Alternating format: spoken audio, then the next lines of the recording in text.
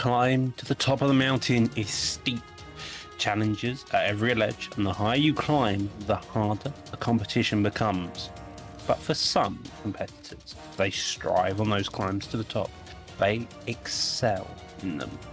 Tonight, as Primetime returns to the modern-day Colosseum, we'll witness another man on his climb to the top of the mountain. Entering the challenger, STK PK Diaz, a man born in the mountains of Brazil, a warrior who knows what it means to fight. His desire to be the champion is unlike any other, and he believes he has the necessary skills to knock the champion mountain and claim the throne for himself. Smudger, you are going to die. Are the words spoken by PK Diaz, but as we know, the champion is a humbling man. He's turned many challenges away over the course of a season. Recently became his throne by winning the PlayStation Grand Prix. Enter the champion, Smudger, the most dominant champion that PlayStation has ever had. It is said that he is born in the fires of war and wears it like a suit of armor. His lust for battle and love of fighting makes him feel at home inside the cage. He believes it's his house and only he possesses the key. This one's personal for me. I'm going to expose this fraud. He doesn't belong inside my cage, and he doesn't deserve this opportunity. And so, with all that being said, fans, viewers, and competitors, get ready for a card that is to deliver the carnage as we strap in for a wild night of fights, culminates in a PlayStation Champion bout. Welcome to Primetime. What is going on, you beautiful bunch of savages? I am your host, as always, Cyrus the Looney. Joining me in the commentary booth for this historic card, Primetime 72, is the one and only J-Dime TV and Doctor Who. How you doing, lads? I'll let Doc go first. I was trying to work out who was going to go. It is glad to be back. As you can see, our main event is NM Smudger with the Mr. PK Diaz, the Brazilian himself. That's going to be one hell of a main event in Smudger's first title fight on a card this season, and a co-main of Donna versus Conqueror, formerly known as Taz. That's going to be up for the number one contender spot of who's going to fight Taz next time round. Guys, this card looks really good. Like, this card is a stack card. We got Smudger versus Diaz. We got Donna versus Conqueror. And the only question I have is, why is Ginger on the prelims? He can easily be on the main card, Doc. It's sometimes the way it goes. You do have a lot of good names. You got Trixie, you got Fonty, you got Goat coming out there, and you also got the Jake Paul Goat. So apparently you got two possible goats of the game on the main card. So sometimes that's the way it goes. Vex Ginger, however, does have a change of opponent. No longer B3 Big E. This time around, though, it will be EK, perhaps a couple other changes later on we mentioned. But you do have our featured prelim also here, Looney, of Caliber versus Slick, which was looking to be a fantastic fight this evening. Yes, for sure, man. They're veterans of the game. They've been around this scene for a very, very long time, and they've I believe that they've matched up maybe only a handful of times over those years. So I think that they, used to seeing each other. They're going to be able to be very, very aware of what they bring to the table, and of course, they train with some of the best in the business. So I expect fireworks. Obviously, there's a reason that's in a featured spot, but top to bottom, as you guys mentioned, absolutely killer fights, guys. And we had a little bit of a longer intro here this morning. So what we're going to do, this afternoon, we're going to get into the very first fight this evening, guys. J-Dime, we have MBK, VUK Gaming, up against Draco. Is it Banga? Is that how you say it? I believe so. King Amazon. Is that? I don't think that's the fight anymore. I think we have a pullout. One of our replacement fights. Obviously, it would be the first one with a Vault Gaming, part of the MBK camp, versus King Amazon, a veteran. All the PlayStations, they're going to be fighting in the welterweight division here tonight. For sure. So yeah, as you mentioned, there are a few changes to tonight's card. We'll keep you updated as you go. This is, of course, the first one. Looks like VUK Gaming has a 7-1 advantage, at least outside of the comp scene.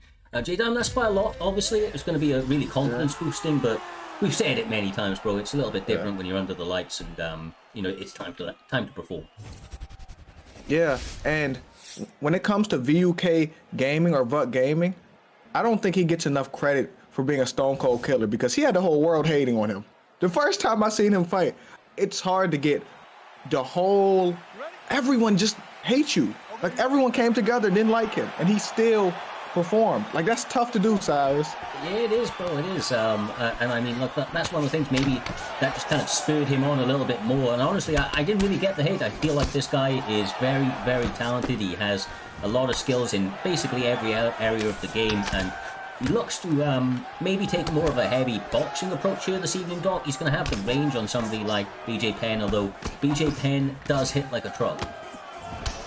Well, both of these guys do have rubber guards, so if you end up dealing with them on bottom, you're going to have that to do. It should also be noted that BJ Penn's boxing is arguably pretty good. He's like a little dark horse of the game. He's got a very good chin. He's got very good power overall, and so he can really start doing damage as the time goes on. It's just about making sure you always land your shots here, Joe. Yeah, and I think Nate Diaz need to keep that straight on him. Keep them jabs on BJ Penn because he's the taller fighter. Don't get into a slugfest, even though we know Nate likes to throw hands. Just keep them straights on him, Cyrus. Yeah, for sure, man. Try to keep him at range. The Prodigy will definitely let you know he is a dangerous opponent in the cage. Just in moments like that, you can see, even with the chin of Nate Diaz, that head health disappearing very, very quickly. He has got to be very wary of here, Doc. But with that being said, BUK Gaming sticking true to what he believes will be his winning techniques. Getting off that centre line, looks to maybe mix in some wrestling as he goes for a double leg right there. Yep, did go for the double leg just outside of it, and now Amazon's going back to that pressure. Head kick does get faked, and going back to those uppercuts, it's looking like BJ Penn is wanting to be the boxer here. He wants to keep on this pace as much as he can, double up on the jabs and straights. I'll say that though, Diaz comes with a laugh. Fantastic combo there. Ooh, Nate Diaz. Nate Diaz is doing a good job boxing, and if I'm BJ Penn, I gotta close that range a little better. He's having a little bit of success, but he's getting pieced up in the process of coming in, Cyrus. Yeah, too many shots, right? Death by 1,000 cuts right here. The UK Gaming finding his opportunities for the most part, doing some really nice work at range, and he seems to be, utilizing quite a high percentage of body shots that are paying dividends for him, to be honest with you. I mean, playing on the cardio of Nate Diaz is one thing, but trying to kind of consciously target that part of your opponent. What the fuck did we? How is he not out? He slipped it. He barely slipped it. He slipped it, maybe. I feel like the game kind of cheated Amazon out of that now. Diaz going to the leg kicks and going back in return. You've seen Diaz throw quite a lot of kicks here as well, and it's kind of working in his favor. You can see by the body health as they engage here. A bit wild. Diaz now going for a takedown. Also stakes to back there, using his BJJ skill and taking it straight down to the mat. That's what we want to see, right, Jay? That's crazy. That was jiu-jitsu right there. I mean, Nate Diaz, not a wrestler, so double leg, single leg, not exactly his forte. Bailing on that, taking his back, a bit more of a jiu-jitsu angle kind of takedown, and got a lot of success out of it. And that's going to be in his opponent's mind going into this next round, that he's able to chain together takedowns like that and really mix it up and be a little bit unorthodox with it. Yeah, but I'm trying to figure out if that knee hit him. I'm pretty sure he slipped it, but I'm trying to figure out if that knee really hit him or not. Bro, it should have. He literally went for a body punch. There's no slipping involved with that, but somehow his head was off that center line. The MMA gods are favoring Nate Diaz, or so it has been this evening. I still won't count Amazon out though, man. That kid has a, he has that dog in him, bro. He will fight to the very end, but this is brutal. The body gets done, the uppercut comes through, digs down, but the uppercut gets back at him. Now going for the straight, that distance manager only just keeping him out there, and these two are in for one hell of a fight in the second round. We're only a minute in here. What did you say? Y'all said that he's a dog. He showed it. He stunned him because it looks like he was getting pieced up. Yeah, he's got that dog in him, bro. You can tell it. You can tell he's head health rock, body health rock. Oh my god, BUK. Nice. Some lovely footwork, Jay. I'm liking what I'm seeing, but he is taking pictures after his combinations. He needs to be a little bit more active in his footwork, I feel. These pressuring up against the cage sort of situations aren't going to favor him. That question mark kick? Oh my! Oh, that is what you want to see if you're Amazon. The overhand landing very hard. Now he's keeping on this pace. That block is shot. Just realised, and now he's coming back. Takedown though, and that's exactly what he wants. He's got knocked down, he's traded stuns, and now he wants to mix up the pace here. It's crazy. He really has heart. Cyrus, you said it. He's a dog. He really has heart because he was getting beat up at one point and he didn't put Nate Diaz on his ass now. Yeah, he but did. Now, this isn't great, and he's got to be careful. Low stamina as well, Jay. BUK Gaming has got submissions on his resume from last season, so let's not put this past him. Definitely has to mind all of his P's and Q's.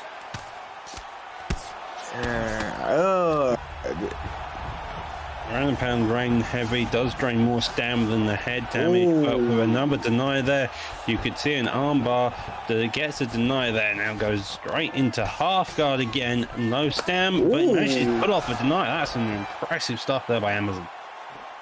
Heart, that's what it comes down to. I don't even think he's thinking at this point. I think this is just his heart. He won't go out like that, Cyrus. Yeah, he's maybe on autopilot at the moment, but he's already done some big damage to BUK's Gaming's head health, and as a result, it's not going to take too many more. He knows that he's still in this fight. He just doesn't have to, he just has to not quit, bro. He has to not quit, and maybe try to dial in, like you said, cover that range a little bit better. The jab is definitely starting to help him. As he sets up a 1-2. Oh my god, this is it! Straight now, following down into this top man position.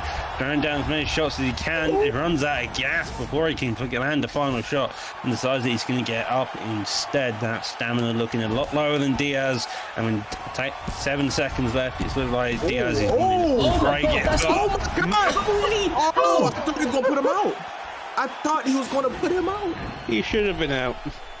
Jesus, bro. You know, when he went up against the cage here, I kind of felt a little bit robbed for Amazon. Like, normally you just get that one punch, right? But like, he instantly took him down into full guard. He was one punch away from death. It could have been anything. Anything would have put him out there. I think Amazon's been robbed like 3 or 4 times now. He had to find knee in the first round. He's had that knockdown, and then just towards the end of this round as well, you had that ground and pound position. Vuck's survival rate is pretty impressive. With 3 times that he's managed to just survive complete murder, it seems, as we enter into the 3rd and final round so far. Showing of respect, Jane. You've got to understand that these guys are fought tooth and nail every step of the way. Amazon stopping the takedown early in the 3rd. This is good signs for the Prodigy. Yeah, and you know, it was. I'm talking, Cyrus. You said it was good signs, Cyrus. You said good signs. He ended up getting dropped. I was about to say the same thing. I was about to say this is 1-1 going to the 3rd. He didn't make a comeback, but I guess we're both wrong, Doc. Well, Amazon now putting on the pressure, the straight zone, the boxing of Diaz is slowly coming out. The issue with Diaz is he needs a big counter. However, his head health is shot. Going into this position, going for a couple knees, but if he hits over the head like that and trades punches, he's not going to be the one winning it. That head health is blinking non-stop, Joe. Yeah, but he's about to take his back, but he can't go for the rear naked. But if I'm BJ Penn, I still believe I'm in this. His heart done got him all the way here. Yeah. It's too late to stop now. He's going to go big or go home if he get on his feet, Cyrus. 100%. We've got to remember, the Prodigy is an absolute savant when it comes to the ground as well. He's having to be forced into some defensive positions right here, but he has got submissions at his, at his disposal as well there, Doc. So maybe he pulls one of those out, but knowing Amazon and the success he has, he's going to want to try and probably get this back to the feet. Yeah, but he's struggling so far. Side saddle now coming out, looking to get a deny here. Does manage it somehow. That's pretty impressive. Now going to really rip down that block, and head health now following suit. Does go for it. Gets the arm trap. Now back in side control. Denies the full guard here and goes for a Kimura. He's wanting to stay active and do some serious damage. He's stuck. Oh my. Hey. Oh. This looks bad. It really does. Made a couple of mistakes, but then he stays back on in the tracking. Seems to be good enough to at least keep him in the fight. But the escape now, he almost seems on. I don't know. He seems pretty on, but the blue's about to escape. The issue with that sub is it does this, giving your opponent a more dominant position. This is the position where he was landing a lot of his over damage. Rolls into backside, but this position's even worse because a couple of shots wrongly timed here, and it could be all out from Diaz here. And he goes for the submission. He probably knows, bro. He probably knows that if he gets through this round, he's won it. First round and the 3rd one, right? He's got the knockdown in this one, so Diaz might be winning this.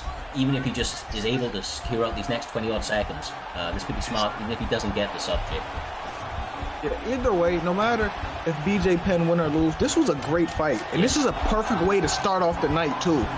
Oh yeah, we'll start as you mean to go on, Doc. These guys give us a banger of a first fight here this evening. Whichever way this goes, props to both guys. I think everybody can show some appreciation for that. I know that a lot of the chat were showing appreciation throughout the entire thing. Yeah, these two went at it like some crazy people, back and forth action across the board. Diaz only just surviving 3 or 4 separate occasions in that second round. Now it's the judges to make the call on who's the winner. 29-28. Unanimous. Nathaniel Diaz. It's got to be that third round, right? He gets the rock early. Did a lot of top control.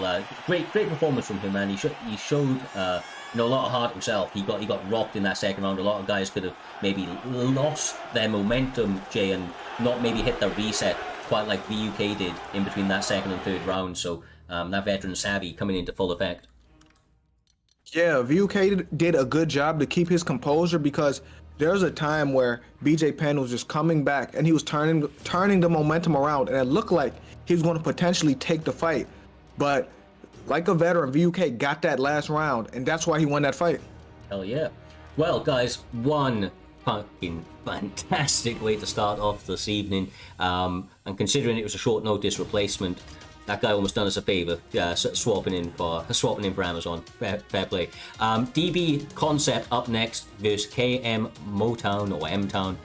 We've known this guy around for quite a long time, Doc. KM Motown's finest. I know that DB Concept has also been around the scene for a little bit, but I feel that we've maybe seen a little bit more of M-Town in the past. We know the caliber of fighter that he brings, that he is, and coming into the season, he's going to want to start off with a bit of a bang. I know that the DB boys have really been elevating their game recently also, so I know the Concept is looking to make that point once again here this evening. Yeah, and M-Town's been around since probably season 2, I want to say, of the Xbox division. Maybe in the start of season 1, he's been one of the original K members. He's been around the block a long time. And for Concept to come in and fight someone like M-Town, this is going to add a lot to his resume. M-Town's very well adapted in terms of the striking and can also mix in with the grappling when he knows his opponent is weak in that area. However, by looks at this fight, we are going to have Ben Askren versus CM Punk. Bro, so I rate it. Who knows what happens? But I The respect GOATs.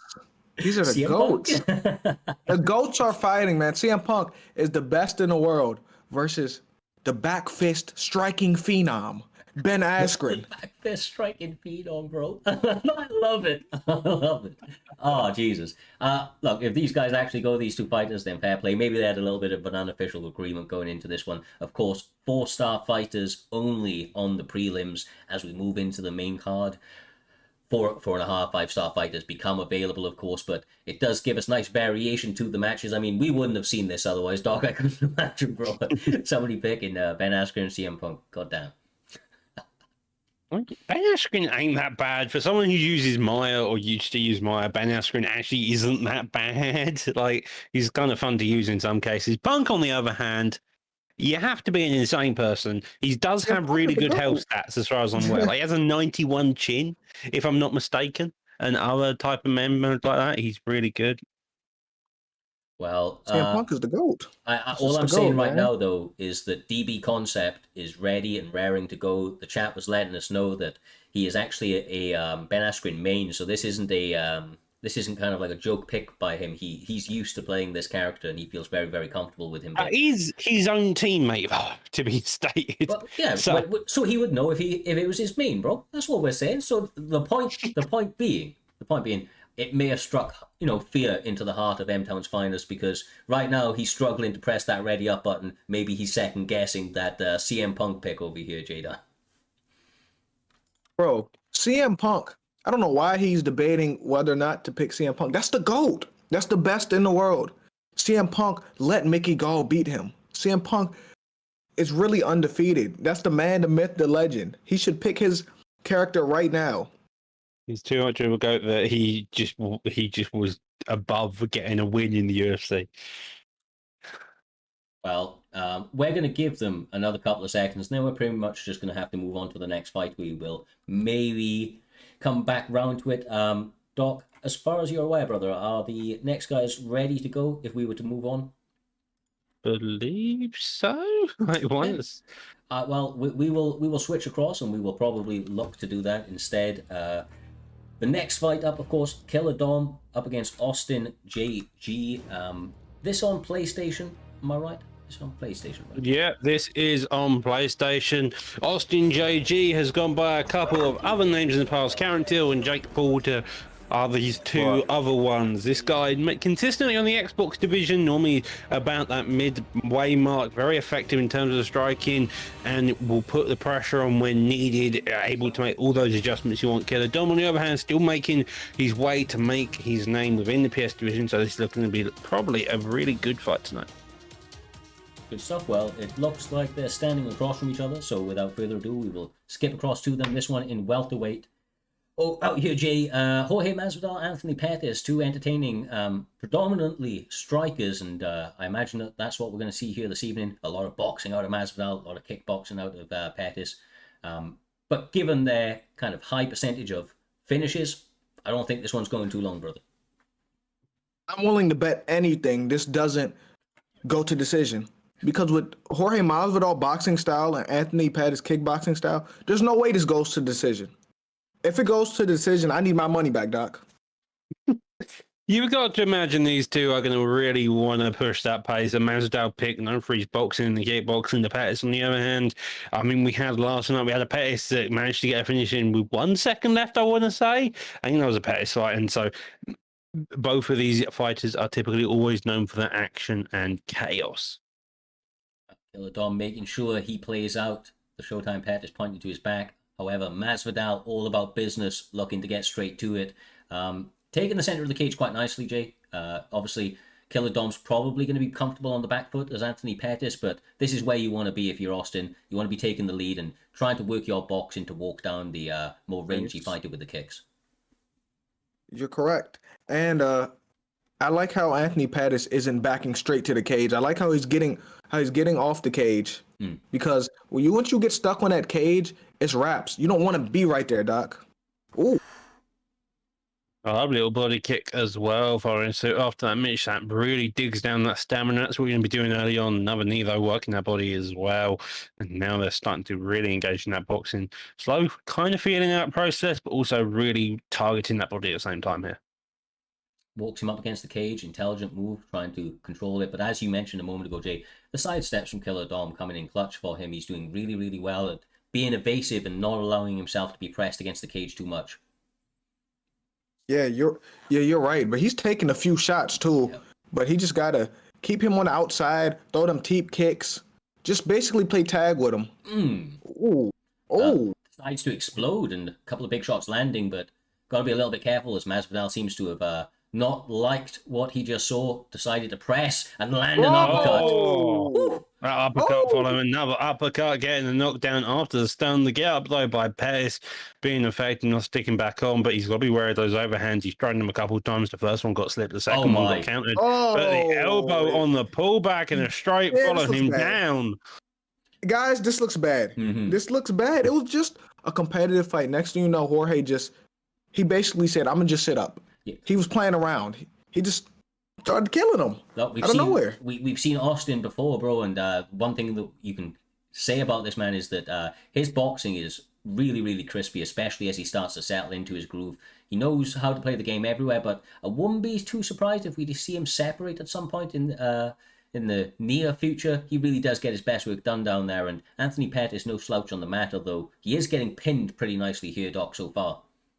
Yep, now going to side saddle. This is a dangerous position. These elbows can do some serious damage. Yeah, ended up in backside. However, you got some good ground pound position to really rain down some shots. Does get a good defense, but 50 seconds left on the clock. You got to imagine if you're Austin here, you're just about waiting down, worrying the time. But it looks like he's also going to go for some damage. 30 seconds left, Jay. Not a lot of time. Decides to advance position, though, maybe trying to get a final 10-second reign of ground and pound from top mount, but half guard's also a fairly nice spot to get it going, although it does open you up to some nice slippy reversals like we just saw out of Jorge Masvidal. Yeah, and this was a dominant round for Jorge Masvidal, and it was just a close round, but he dominated that round, Doc. Yeah, he really did. He had a lot of success. As you can tell, that uppercut being perfectly timed, getting the stun, then getting another uppercut after that, which then gets knocked down following his seat, securing the round nicely from Mazda. The second round is a round of adjustments to really make your name. So if you're passing, you come out fast and quick. This is what you want to be doing. Well, he is once again taking the center, utilizing his jab very, very nicely. Keeps Killer Dom guessing, because that jab sets up everything, or virtually everything, in the game. The pull counters is really where it's been at. You see him go for another one right there, Jay. But he's done so much head health. This might be it. And an uppercut with the hook coming over. Now going for an armbar attempt. That's an interesting move. I rate it, bro. To finish the fight, submissions from UFC 3 still in the game, of course, using it very nicely. But submission escape seems to be pretty on, although he is doing a very good job of starting to track him. Got to remember, this is actually the first submission, and he hasn't done too bad there, Jay. Yeah, but he knew he wasn't going to track him, though, because, once you start off bad, you're not going to get that submission once he start off bad. But it would have been nice if he finished it. It looked nice. Like, that was a cute armbar. That would have been a great finish, Doc. Yeah, it really was. But the stamina denies there have really would whittled down the stamina of Killer John Austin. Really now putting on this pressure. I've just realised I've been thinking that they're completely different dudes. Oh, god damn. Lovely work as well, the flying knee. I mean, honestly, Austin coming into his own here, he seems confident. Oh, Jesus. Oh. It's over. Yeah, bro. It's just over. Dang. Right. Rough. Straight. And there it is. A constant pressure in that second round leads to even more pressure in that second. There was a second. First second, bro. First and second, there we are. And he just didn't stop at any point. Pettis tried to have some top position, but couldn't really get anywhere, disengaged. And then from that point onwards, it was just a rolling, tumbling momentum of Masvidal just leading the charge there. Props where it's due, J-Dime. Austin looking about as clean as ever. He's not been around the scene for a little while. Coming back, this is his return back into the cage, and we saw it yesterday actually with a few of the other names that have maybe not competed in a little while, like Pigeon and so on. They've seemed to have taken that time away seriously. They've utilized it very, very well, and leveled up their playing abilities both on the mat and on the feet. A lot of them had striking skills, but they've added in a full repertoire of mixed martial art that is hard to deny and probably quite intimidating if you're one of their potential opponents coming up. Yeah, that was a crazy performance by Jorge. It was close to flawless. So congratulations to Jorge. Congratulations to Austin coming back to the cage, and we're looking forward to seeing him again. Hell yeah. So as it currently stands, until we hear otherwise, we will continue to progress through the card. Of course, we have Kante up against KM Intro next. These guys, I mean, Intro, once again, another guy we were speaking about M-Town earlier.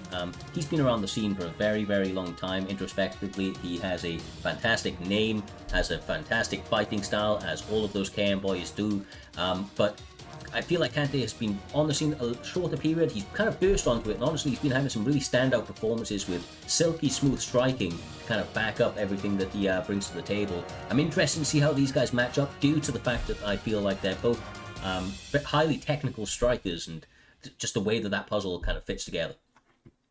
Yeah, that's what they are, as you mentioned, highly technical strikers. But when two highly technical strikers meet, they either go for an all-out barn burner, or you end up seeing a lot of significant plays looking to counter in each individual ways. With picks like O'Malley and Garbrandt, that's normally what you end up having: slow, methodical fights. Garbrandt making sure to protect his chin. O'Malley trying to keep that range on his opponent to then start to really open up with the kicks and his long-reaching jab strikes. Well, the time is now, J-Dime. We've seen Garbrandt's chin be compromised way too many times in this game to not talk about it. He has to keep that defense very, very high. As Doc was mentioning a moment ago, Sugar Sean definitely going to try and play the range, probably going to try and slow the fight down. But do you not agree that this might even be an opportunity for Garbrandt to kind of go semi-Garbrandt and try to push the action, because he can't allow himself to be picked apart at range? Yeah, he's probably gonna go semi-Garbrandt, but once you go semi-Garbrandt, you're not gonna be able to help yourself. You're gonna go full Garbrandt, and he may end up getting caught because of that. That's true, bro. It's true. It's like you never go out for just one. You're out for the entire night. Same thing with Garbrandt. You can't just throw a little bit of aggro in there. It's all aggro. But honestly, Intro being the kind of calm, calculated man that he is, I expect that he may look to do some more things like this right here, Doc, where he's working the body in and out and trying to, catch his opponent with some nice slips, as we know that Kant is likely going to be playing a lot of shots straight down the barrel, being the taller fighter, trying to enforce that range. Yeah, and so far he's holding the centre middle, but the issue is Intro's using it against him. He's playing a footwork game where he's letting his opponent, but now this is what he does, going the full Garbrandt, not getting hit once, getting that stun, and using a lovely little flicker jabber there just to stun his opponent in place for a second. Looked like he was going to build up for an overhand. Maybe that's going to be what he wants to look for later down the line. But so far, it's that footwork of Intro that's really allowing him to do this. He's known when to come in. He's not taking pitches. He's extending with combos. They're little short, sharp ones. You can see him even throwing the jab to the body. And then he's backing out of that pocket, which he's having a lot of success in. Yeah, utilizing, Jay, the lunging shots, especially to interrupt his opponent's mid-combination to allow himself to get back out. But it seems to have maybe angered O'Malley a little bit, and I feel like he's going to start throwing a couple of Hail Marys Intro's way to try and test that chin of Garbrandt. Yeah, but Cody's looking good right now, and I feel like the fact that Intro is using Garbrandt keeps him disciplined, because one mistake, your chin is going to get knocked off this planet. Ooh. I like it a lot. He's doing really, really well, Doc. I do feel like Kante now is starting to attack that leg very, very well, but he's kind of getting in that boxing range a little bit too much for my liking. I don't feel like that's the area that he's going to be getting his best work done. As you can see, Intro lights him up every time he steps across that firing line. Just the damage on the inside a little bit too heavily favored in the favor of Garbrandt.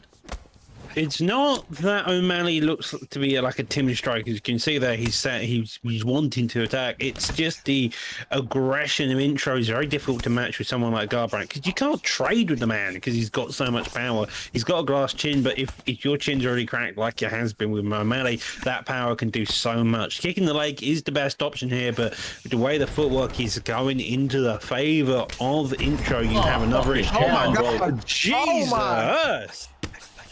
Oh this prime Cody. This is Cody that fought Dominic Cruz. I haven't seen that guy since. Yeah, 100%, bro, 100%. He's a front runner, and when he gets out in front, much like Intro has done in this fight, he is an absolute fucking force to be reckoned with.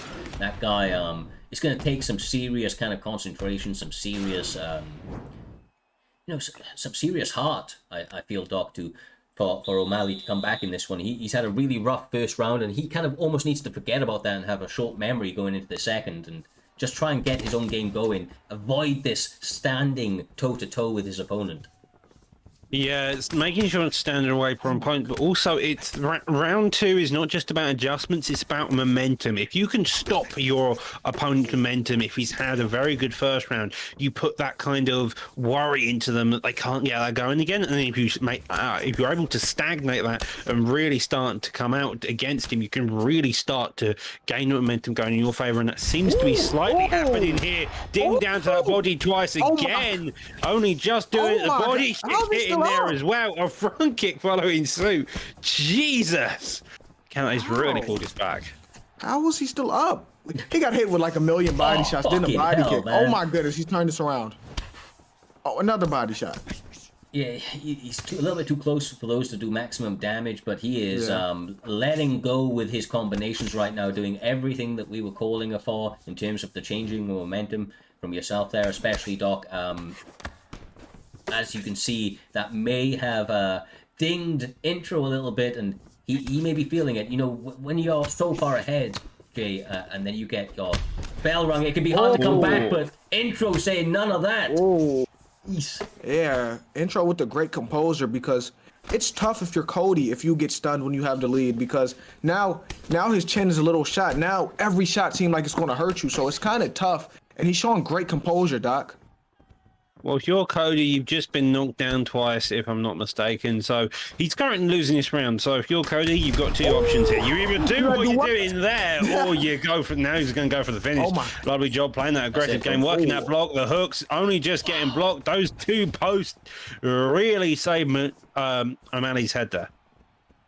Kante doing just about enough to survive. This guy has already shown that he's got that dog in him, and he is trying every way he can to stay in this fight, as Intro seems to have found his second win here, Jay. Yeah, because it looked like Sean was starting to have success, and then it's like Intro just stayed cool, calm, and collected like the vet that he is, and he just started going right back to work, and now he has the advantage, Doc. It seems like every fight we've seen so far is a fight of millimeters, and this one is no different. Always been 1 second away from death. It's either Cody's hands are just nearly killing him, or O'Malley's engagement range is just slightly off, that it's kind of saving both of them, just because their defense is so strong and the survival rates are really impressive. Oh, geez. That head health of Kante is so close to being done. Garbrandt a little bit better, but you've got to be a little bit concerned now if you can't, AJ. That head health is blinking without him even getting touched. Ah! Oh my. Yeah, now he's starting to dog him. Look at Cody. But Cody can't get... I was about to say he couldn't get carried away, but it's the end of the round, so he's okay. Cody at the very end there doing a little push and then going for a spinning backwards, hoping that he gains enough range there to really do some damage, but he didn't. Now, the third and final round. This is the round that matters. It's 1-1 going into this. The adjustment, the momentum, we've seen it change either way. Who's going to be the leading factor in here now? I don't even know if I can 100% hand on heart say that this is 1-1. I think Intro may have even pulled back that second round because he got a couple of rocks and knockdowns of his own. I feel like if you're O'Malley, you need to be pushing for the finish almost at all times here, Jay, because you don't want to go to the judges' scorecard. Yeah, I wouldn't be confident to go to the scorecards if I'm Sean. If I'm Sean, I'm looking at it like I may be down 2-0, so I probably need to finish, and I'm going to put my foot on the gas pedal and try to get him out of there, Doc. Yeah, and the leading person in this fight is Intro. He's definitely got the more confidence. He's not as hurt. He's got the more of the stamina, and that block is going after one or two punches. Love a barrage of strikes lands there, and now he's back into it. Spinning elbow does come. The straight lands zone retaliation, digs down the body. The hook there, and now jumping on his opponent, trying to get the finish. But it seems like the game tonight just doesn't want anybody finished against that cage. Referees want to see blood. Quite clearly, they're allowing these fights to go a little longer. They don't want any complaints about early stoppages here this evening. Intro, though, I mean, he is almost running away with it right now. Oh, another knockdown, Jay. He's more than running away, sprinting away now. Now it looks like he could do no wrong, but that's when you start to get carried away, and Sean may have a counter for him, so he has to stay disciplined, Doc. The uppercut finally landing through the lead hook, then coming down the ground and pound position now here, hoping to say his block stays high enough, posting a couple of those hook the head held shot, but so is the gas tank of O'Malley, both of them surviving by mere millimeters on both their knockdowns now.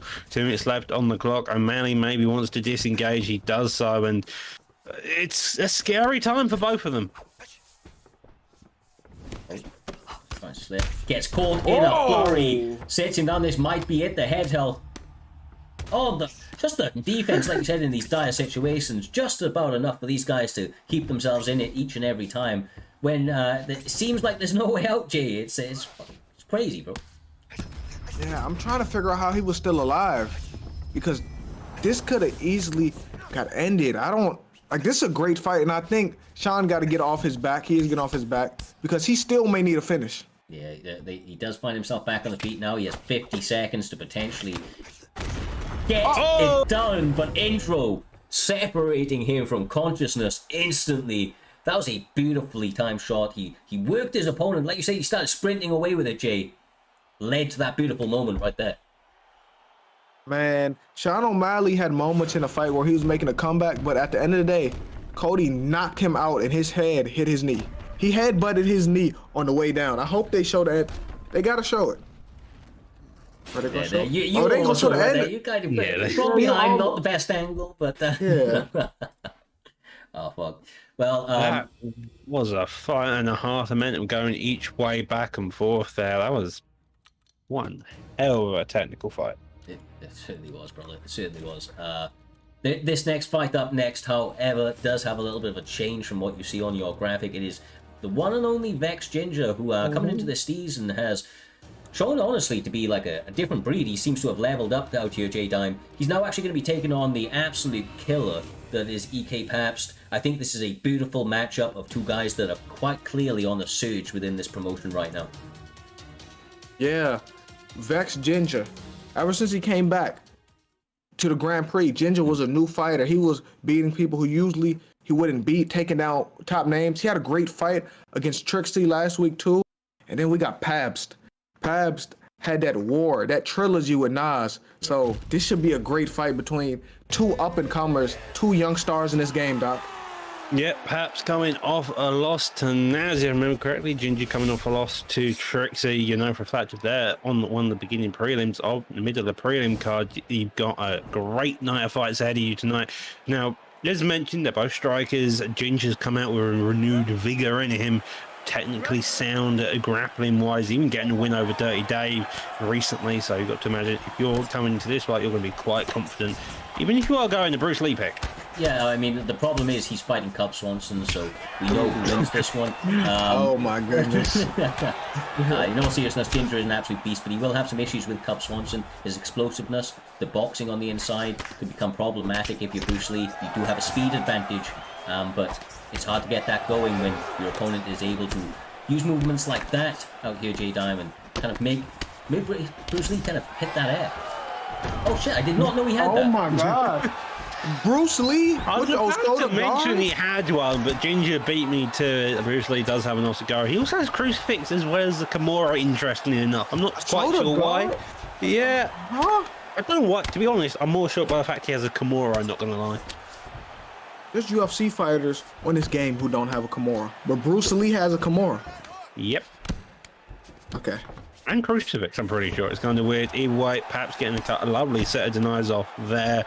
Paps notorious for having issues in the grappling exchanges, but so far managing very well to keep Ginger at bay in terms of the ground, but does manage to get taken to the half guard position. We're going to hunt for a top mount if he can get it. He does so, and now this is where Paps has got to be careful. Well, Ginger, like we said, definitely seems to have changed up his game. Did not see this coming out with Ginger, I'll be honest with you. Maybe he just didn't like the way that the striking was going early there, Jay.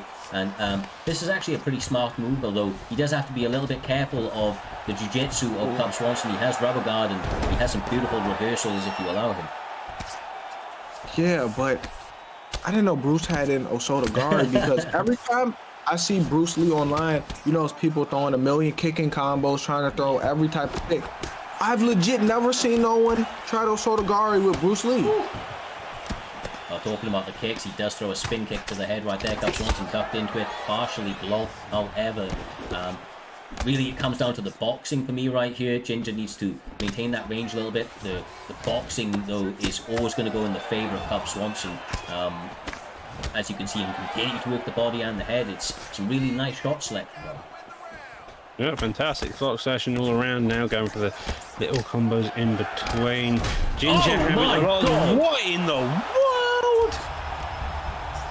I'm going to assume that was a death kick and it was really close range to get that knockout, because that's one of the only shots I'm pretty sure that can have that type of animation. Osagari now also happening with 30 seconds left on the board. It seems like Ginger is going all out for anything he can get to do the damage here. Yeah, he's done a really good job of upsetting the momentum that Pabst was having. Jay, I mean, Pabst came out, he was looking really good on the feet. We've seen that he is a talented striker, and Ginger thought, do you know what? That takedown is needed. That may have frustrated him a little bit on the feet, Pabst, and it led to a big spin kick to the head that basically resulted in him being back on the mat and, you know, kind of at the will of Ginger. Man, I'm still stuck on Bruce Lee grappling. Like, I love Bruce Lee, but I promise you he has not done most of the stuff he's doing in this fight, Doc. You're probably correct, to be honest, but here we are. The game's a bit weird. It's UFC 4. We all know the game. The judges are more realistic than anything else here, and perhaps he's putting on the pressure as he does so, wanting to get back round one after that. Crane kick comes out, lead hook's now also being fired, ducks under the hooks as is both of these guys just having an exchange battle here with Pats trying to lead the fight. Yeah, he's doing a good job. When it's on the feet, I feel like he feels in control. Other than that big spin kick, he just seems to be leading the charge. But Ginger is definitely starting to settle in a bit, Jay, and I feel like he's starting to have a better, but he's just connecting better on his opponent. Yeah, and I think Cub has had a little bit of success too. He just can't get hit with that death kick again because that death kick lost him that round, Cyrus. Yeah, oh, for sure, bro, for sure. I mean, obviously he had a lot of ground control as well, so Ginger could even be looking at a 30-27, although the significant strikes were in the favour to Pabst for the minute odd he was in on the feet. This second round, though, and third round potentially on the cards, all to still to play for, although they are opening up their shots. They're taking a lot more risk right now than they were earlier on, Doc, and I feel like one of them may get clipped very shortly. Well, you can see the switch stance battle currently having here. Perhaps made the read on the Osagari. Lead hook coming out there. He knows the fact that Ginger's hunting that, that shot. And he can make the right call on it at the right time. Stun back in retaliation, I'm pretty sure. Does duck down to the hook. Both of them trade in terms of boxing combos. Head movement keeping them out of the way, but both of their block is shot. I don't think we have seen a match so far that has ended with the block and being anywhere near full health within maybe the second round. So guys. I mean, it's a technique that's working, bro. It's the gift that keeps on giving if you're Ginger right now. No lies detected. You did not tell a lie just now, but seeing Bruce Lee grapple, it's amazing me right now because I can't envision Bruce Lee looking like Kobe Covington on the mat, Doc.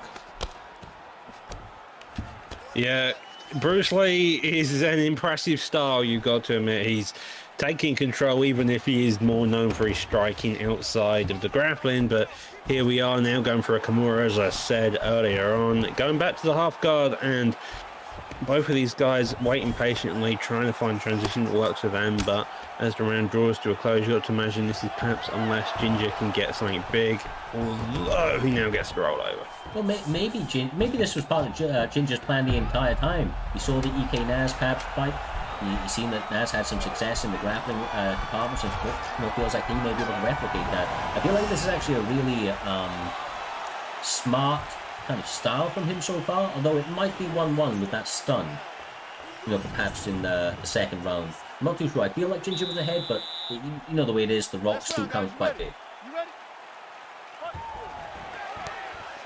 Yeah, you've got to under. The my. judges are a bit uncertain, but either way, Ginger now working any part he can, digging down to that body, up to the head movement only just keeping him in. The knees to the body as well now starting to come out. Within about 30 seconds of round 3, Ginger had an iffy second round, but now has come out and made a statement during this part. Does he get that? No, he's not getting that. Sometimes that can catch you off guard sometimes. Bruce with a Kimura. Bruce with a Kimura is amazing. Oh, I was about to say, if he gets this Kimura, I don't know. I may send him some money if he gets this Kimura, because Bruce Lee doing Kimura does not register in my head.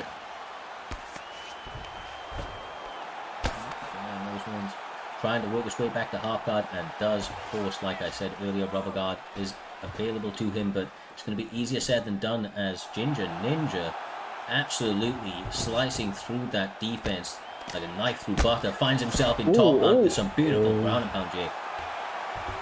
Yeah, and Ginger was smart. He's seen that Pabst struggle with the grappling against Naz, and that's his weakness, and he's exploiting it, even if he's picking someone who's essentially a non-grappler. Now going to backside, rolls over into back sitting, and here we are now. Again, another backside rolling, doing the roly-poly, and Ginger's just trying to cruise out, find the position, he can do all the damage in. Now though, both of them getting nice, but a back mount goes into back sitting, denying him the possible back mount.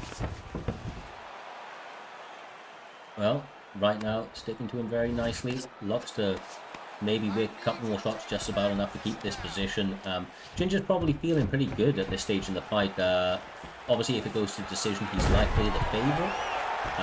But with that all being said, Jay, Pabst is quite clearly a guy that doesn't give up to the very last second, and he will, if an opportunity presents, sub or knock out his opponent.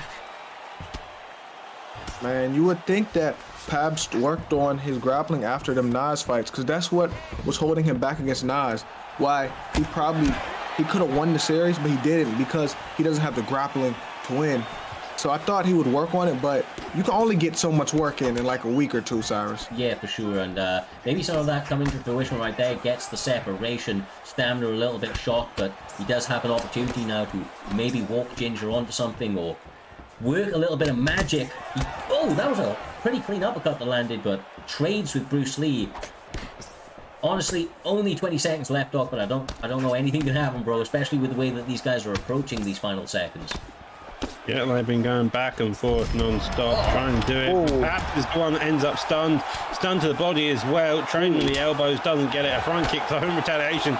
An overhand as he was gassed to land off to finish it out, but it's looking like it's going to end up being Ginger's. That's an interesting knockdown. It is, man. Some might say he got EA'd right there. But that spin kick did look a little bit too close to land. That was one hell of a fight, though, lads, quite genuinely. I think not exactly the approach we were expecting to see out of the Bruce Lee pick, Jay, but, you know, as we spoke about throughout that fight, I feel like the mixing in and the grappling and everything else really set up his overall game, changed it in a way that took Pabst out of his comfortability, and ultimately has likely allowed him to walk away with the decision. Yeah, and I respect the Bruce Lee pick so much. And I respect the way he played because it kind of threw a curveball. We thought he'd just strike the whole time, and he grappled with Bruce Lee. Like, I think he did that on purpose because his opponent just knew in his head Bruce Lee wouldn't take him down. It's not what you expect, man. I'm not going to lie. Yeah, that would have caught me out, for sure. That would have definitely caught me out. It was definitely a weird one. Well, props, Doc, for Pabst taking that on short notice. Obviously, much respect to Ginger, quite clearly a man reformed, but it moves us on to the next one, and I believe there was a little bit of a change going into this one as well. So, is it Raw Soul up against Mohamed Makayev? But before we do, we are going to go back to the Concept versus M-Town. M-Town apparently finally woke.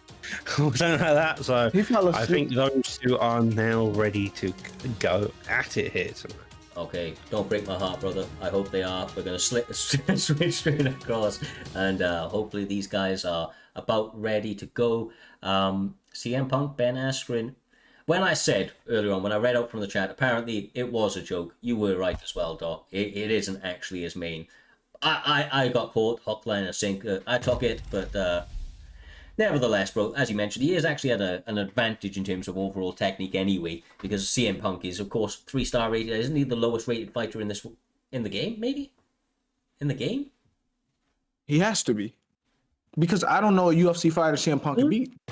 This is very true, bro. I think CM Punk possibly is only beaten in terms by the leg kick stat by Dana White, who has in one of the divisions, and it's a mistake which never got fixed. He's got 79 kick speed and power. I think it's in the middleweight or heavyweight division, which is the lowest stat overall. But I think CM Punk probably holds the other low stats. Well, this should be a bit of a different pace, I would imagine. They're not going to really have a massive amount of power, I don't think, so they're going to really have to set the tone and go for volume. With that being said, though, Motown's finest already getting the head health within blinking range. Like I said, this guy is a very, very talented player, and Concept is looking to have a standout performance of his own, so being able to do it with one of these lower-rated fighters is definitely something that's going to be memorable out here, Jay, and kind of shows that they have a bit of a deeper skill set to be able to play around a little bit of a handicap like this. Yeah, but I don't like how you calling it a handicap. CM Punk's not good? Are you telling me CM Punk lied when he said I was the best in the world? Was he lying? I think he was mistaken, brother. I think he was maybe mistaken. Oh, okay. I wouldn't say he lies, but nevertheless, Concept trying to do his thing, trying to set up that absolutely sensational spinning back fist that you had mentioned earlier on. honestly, this could go either way, but I am liking the way that CM Punk is kind of chambering up certain combinations. He knows what comes out quickly with him planting on that straight into the lead upper, for example, and the concept's actually been caught a couple of times by it. We'll have to see if he adjusts and get that head, to get that head up the center line and try to set up some counters, Doc. Yeah, Concept's the one playing aggressive here. He's the one who wants to lead the fight. M-Town's main comeback to that is that jab followed by a straight and then making the reads on how he's reacting afterwards. It's all about getting that jab set up and then moving back. You can see it there. He fakes the jab or comes out with a straight and then he moves back, waits for his opponent to see how they get a react, and then it's coming forward and countering with the right counters because he's made those reads here, Joe. I'm surprised that Ben Askren haven't tried to take him down. I think we're going to get a boxing or kickboxing match between CM Punk and Ben Askren, Cyrus. Yeah, K1, Askren, K1, Punk. These guys have been putting the works in on the heavy bags. They haven't been sparring going into this one, but they didn't need to. Quite clearly seasoned veterans when it comes to the striking world. But in all seriousness, guys, these guys behind the sticks, I feel like they're choosing their shots really, really well, and they're getting off some good damage, which is honestly a little bit surprising to me, Doc. I thought they would take a couple of rounds to add it up. Talking of rounds, this is actually currently scheduled for 5 rounds. Goddamn. Ah, the joys. 3 rounds are all our rounds apart from the main events and any title fights we have below that. Hopefully they can get it done in 3, but with the right they're going, it's looking like they're going to be out in 2. Nearing the end of the first tier, Joe, you got to imagine that both of these are comfortable in their picks as they're just playing a full-on aggressive game towards each other here. Yeah, they wouldn't have picked these characters if they weren't comfortable. I don't think they're trolling. I think they're serious when they pick Ben Askren and CM Punk. Yeah, in the chat, apparently, once again, unless I'm getting caught hook, line, and sinker, gentleman's agreement, as we would have assumed with the picks that we're seeing. Slight advantages on the side of CM Punk's in terms of total strikes landed. Obviously, very, very even so far. They still have another 10 minutes scheduled to fight on this card, and I imagine they're going to continue to try and heat it up as they need to start stacking that damage, Doc. Yeah, you're going to need to start stacking that damage, and that's what you want to do in the second round. It's about building on the momentum from the first.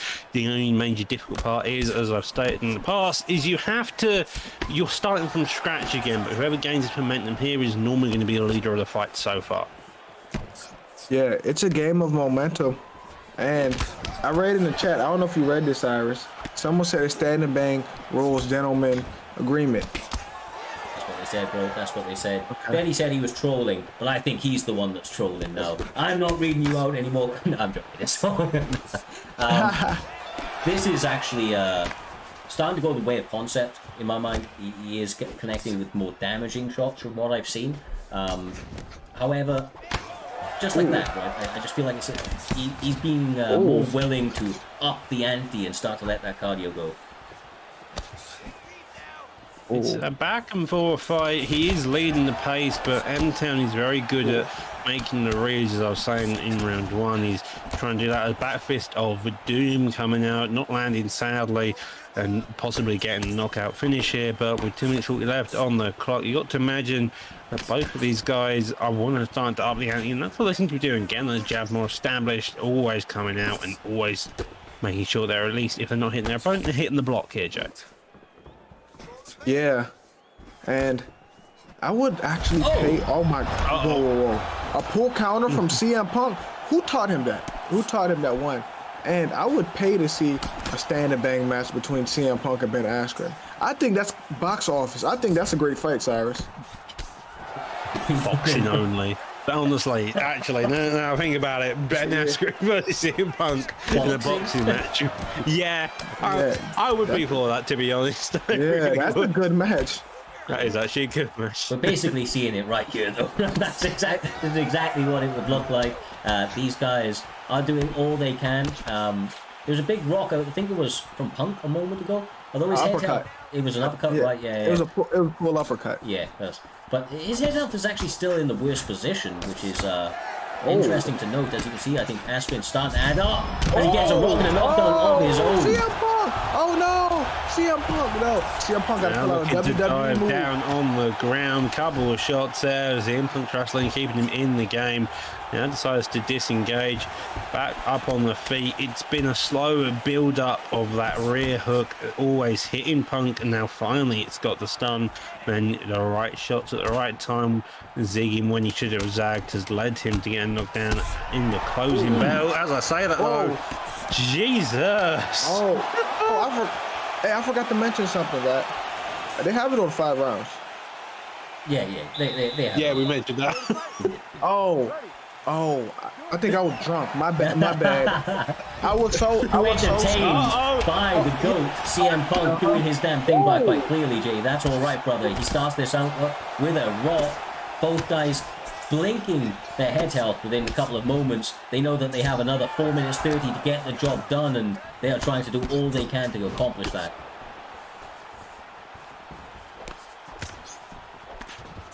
Ooh, hold on. CM Punk, I think, no, I'm not going to make a pick. I would just be happy if CM Punk won and he called out Brock Lesnar next. That's the perfect promo.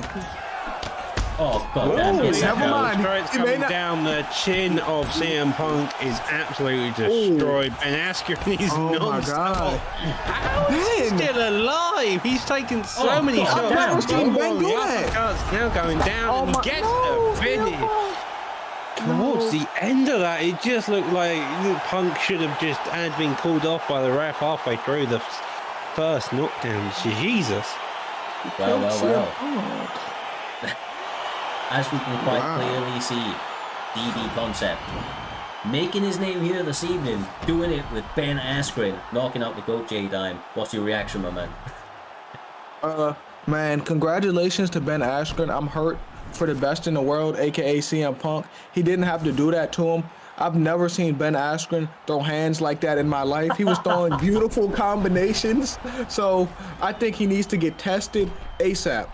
I was about to say, do you think that this man needs some testing because his hands got leveled up? They really did. That was an impressive showcase. Both of them were getting their jabs established across the board, but again, it just looked like Concept was the better boxer in this instance. Well, my man, correct me if I'm wrong, Doc, chucking it back to you. Up next is Raw Soul and Muhammad Makayev. There's a change from the graphic. It's one of the fights that unfortunately was swapped out, or maybe fortunately, we're about to find out. Nevertheless, these two guys are about fighting featherweight from what I'm seeing. Yeah, these two are going to be in featherweight. Raw Soul known more for his lunges and being on the back foot, being able to maneuver around the cage quite well. Muhammad Makayev still making a name for himself in the division. This time around, going to be playing Anthony Pettis with a Dustin Poirier. This is Raw Soul's typical pick. If you ever see him in featherweight, he always goes Dustin Poirier, whether it's on the main card, whether it's anywhere, it's always Dustin Poirier. Well, we will see. This is actually, is this the second Pettis pick we've seen? Yes. It is. And honestly, Anthony Pettis, he's a fan-friendly favorite for a reason, right? He has a lot of kind of tools at his disposal, but he always seems to be outgunned in the power department, especially under these sorts of lights here, J-Dime. Every time we see him, he's going up against a bigger puncher, and it's about the person behind the sticks and how they utilize Pettis. That's really going to determine whether or not Muhammad Makayev is going to get the win here, because he doesn't have the reach, he doesn't have the power, he has some speed, and he has some variance to his attacks, and I feel like mixing it all together is really what's going to be important here. I think we'll see it early. Yeah, and Anthony Pettis, it's not just he's always going against a bigger puncher. He's always going against somebody who has really good boxing. Yeah. Jorge Masvidal, Dustin Poirier. It's always some of the best boxers who got the best boxing combos on this game, Doc. Yeah, he really does, and using that to his advantage will be crucial in this aspect. Pettis known more for his kickboxing, Poirier known for the calf kicks and boxing, as you mentioned, and the leg kicks are already coming out here. Yeah, he's actually taking center. I think this is actually better for Pettis if he can, obviously take the center like this, press him up. Even if he's using the boxing, he has the ability to retreat into so much space here, J-Dime. But this could be his opponent's game plan. As it was said a little bit earlier on by Doc, his sidesteps, his elusiveness is really what he is known for.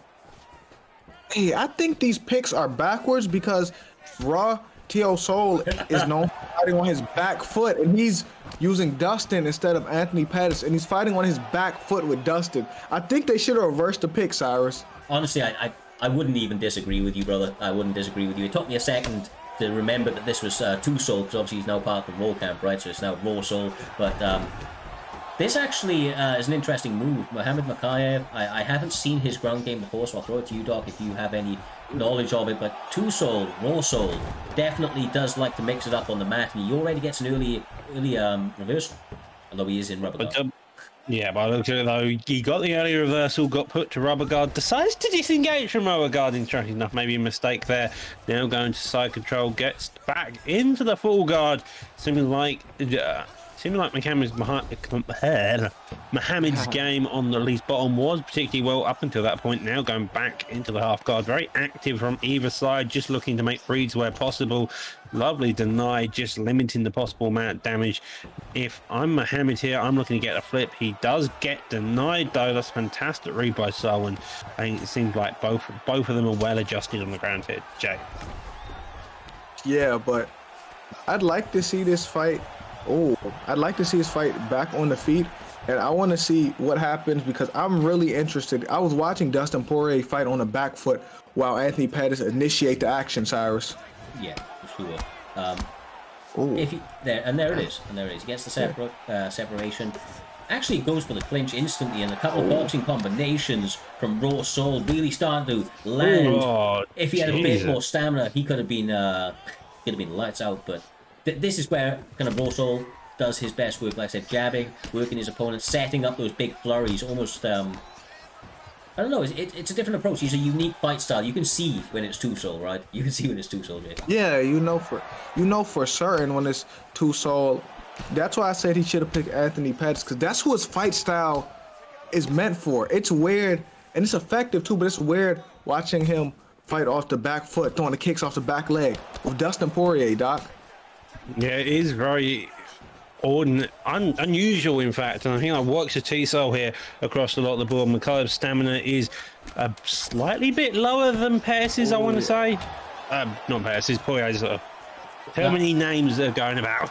Jesus. That sidestep flurry at the very end there, J-Dime, was, I mean, it was pretty much picture perfect. It was a good job for Anthony Pettis to keep his hands up and be able to, like, mitigate some of that damage, because honestly, Two Souls out for blood here this evening. Normally he's just very elusive and he works his game kind of across the entire time, tries to do accumulative damage, but I feel like there's more urgency out of him to get a finish early. Yeah, but I also think it's weird. Okay, he's back. He's back. Oh, he was about to take an L like that. But I think Anthony Pettis, when T-Soul is on his back foot, he's not cutting the cage, he's chasing him. He is chasing. Like you say, the cage cutting is important. God damn, bro. Those overhands. I mean, he's landed 6 of them in this fight, I think, if quick maths out there, but just so elusive, dog. So unorthodox. It's hard to train for, and I feel like Pettis is maybe a little bit like a deer in the headlights right now. He doesn't know what's coming next. Now gets slammed on his back there. The grappling exchanges going back to this with a long time to work on the ground. This could be very effective for T-Soul, though. Evidently just wanting to slam him on the ground, confuse him off a bit before getting back to the striking exchanges. Leg kicks galore. Probably going to go look to land the overhand when he can, but making sure to keep his head off that center line on both sides, just knowing that they want to throw a lot of those straight shots there. He can't catch him. He's really chasing him, which is so crazy right now. Oh my god, that lovely head movement there from Makayev. He can't catch him. Yeah. Oh, jeez, sidestep on sidestep, Jay. He gotta, if he times when he does that, he can do some leg damage if he times it. He has to hit him to legs and hit him to the body because he's just moving out the way every time, Doc. Yeah, he's moving out the way every time, and that's what you're going to be seeing in terms of that defensive notion, is always making sure you're getting hit. You're the one hitting your opponent, but your opponent isn't hitting you here. And that overhand again lands, a head movement, and another overhand. Jesus. Yeah, good move to separate, no stamina. Actually is able to regain the little that he does have as he stands back up. And I feel like one of the reasons that he's had more urgency here this evening, Doc, is because some of those other fights that he's kind of lost in the later rounds. So I feel like that damage, this more kind of killer attitude that he's having, is both playing in his favor and against him due to the fact that they're kind of struggling cardio at this point in the second round.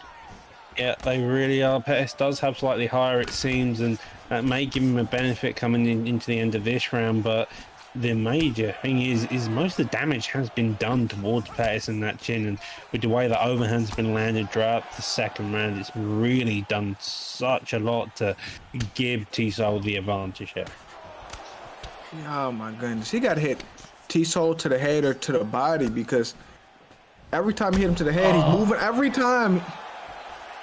Oh, every single time he's just moving out the way, Cyrus. He got to hit them legs, hit him to the body, stop the movement, which is weird because he has to stop Dustin movement. Yeah, he's doing a lot of shots down the barrel. He needs to throw a couple of rounded shots, like you said, leg kicks, body kicks, head kicks, all set up. You know he's going to do it, especially when he's pressed up behind those black lines. That sidestep was imminent, but I mean, these guys, it's been a pretty crazy pace throughout the course of this one, Doc. I feel like there are still adjustments that can be made. They're both hurting, they are both tired, but now this is where kind of, that the champions are made, bro. The third, fourth, fifth round, being able to dig deep, it kind of separates the boys from the men. Yeah, and this is the round where Pettis really needs to upgrade his game. However, getting your leg chopped very early on like so isn't what you want to see. His cardio is lower, but his head health and everything else seems to be wanting to shatter in front of him. Another leg kick comes out, does only miss just about blocking there, and elbows into the knees, having some success. But if you're going to be Pettis, you need to set them up correctly. Otherwise, you're just going to get no damage done here. Oh, bro, the movement every time he's just beating him with the movement. T.O.Soul's putting on a nice performance, and Anthony Pettis has yet to adjust, and we're in the third round, Cyrus. Yeah, no, bro, and this is the thing. You called it out as well, man. Just everything down the barrel. There it is right there. See it? A rounded shot set up behind that jab means that he's moving T-Soul or Raw Soul into it. I just don't know if he has enough pop or enough kind of in him to open up with a flurry right now, whereas the damage is so high from Poirier on Pettis that his singular shots and that power translating to the very end, Doc, is really, really adding up for him, and he's getting some big moments out of it as a result that are going to stick out in the eyes of the judges. Yeah, he really is. It also should be noticed that because that leg kick's dead, Pettis has less power, and it's really showing Poirier trying his damnedest here to get a finish in the fight. Now getting the body stun, digs down. Pettis has a seizure. And it looked like he got shot in the body. That didn't look like a punch. Jesus. Bro, I don't even. That was a bit of a crazy moment. The body shot just kind of like literally takes him off his feet. Both feet Wait, he hit him in the body, and both feet left the ground. Like that is some power for Pettis in that third round. God. That didn't look like a punch. That looked like more than a punch. He just collapsed. Almost like a hop, like he got struck by a lightning or something. Jesus. That was an impressive fight all around by T-Soul, really showing adjustments to his game compared to the last time we saw him, having a bit more effectiveness across the board, being able to play that aggressive game, not being as timid to engage, and it really worked in his favor. Yeah, I feel like that killer instinct was evident here this evening, and I feel like it played in his favor. Like you said, Doc, it was probably the reason that he won the fight, and he got the finish, ultimately getting those extra points towards his rankings under the Primetime banner. With that all being said, though, my guys, we are going to be moving swiftly on to the featured fight of this evening. It was one of the fights that we maybe highlighted going into this card. Two incredibly high-level competitors that have been around the scene for a very, very long time. The one and only KM Caliber and the bot master himself, BFAP Slick. These guys have the skills to pay the bills, bro. They are very good on the feet, very good on the ground, Jay. And, I think that is exactly what we're going to see here this evening. They're going to come at each other with everything that they've got because they are so confident in their ability to hang no matter where this fight goes. Yeah, this is usually a fight we would see on a main card too. But For some reason, it's not on the main card right now, but this should be a great fight nonetheless. Lyoto Machida versus Derek Brunson. Last time we saw Caliber's Lyoto Machida, it was against Mr. Trixie. He had a fantastic performance. He even won that time. That was last season. No, it's been a while since we've actually seen it come out. Slick Colt, known for his overall grappling pedigree in recent times, has become more of a striker, and he's lower women's weights. Got to imagine that Brunson, who sadly isn't blonde this time, is going to be. Sadly. Honestly, I feel like all the BFAP grapplers have actually been kind of almost going more towards Trixie's side and striking. But oh my! Off the break, he didn't. And he gets up and gives him a little bow as well to go with it, Jay. Talk about adding insult to injury. You know what he should have did? He should have been a dickhead and used that and controlled the round off of that alone. Well, maybe he's going to start to regret it with that first stun there going into the favour of Slick here, Looney. This is, oh my, couple of combinations, straight lead hook into the body. KM Caliber does it best when he's giving a lot of, different sort of looks, using high variance in the way that he chooses his shots. But as we've seen from Slick in the past, he isn't, going to shy away from standing toe-to-toe with you out here, Jay, and really making you feel the power of Derek Brunson. It's been a pick that he's liked to go to a number of times.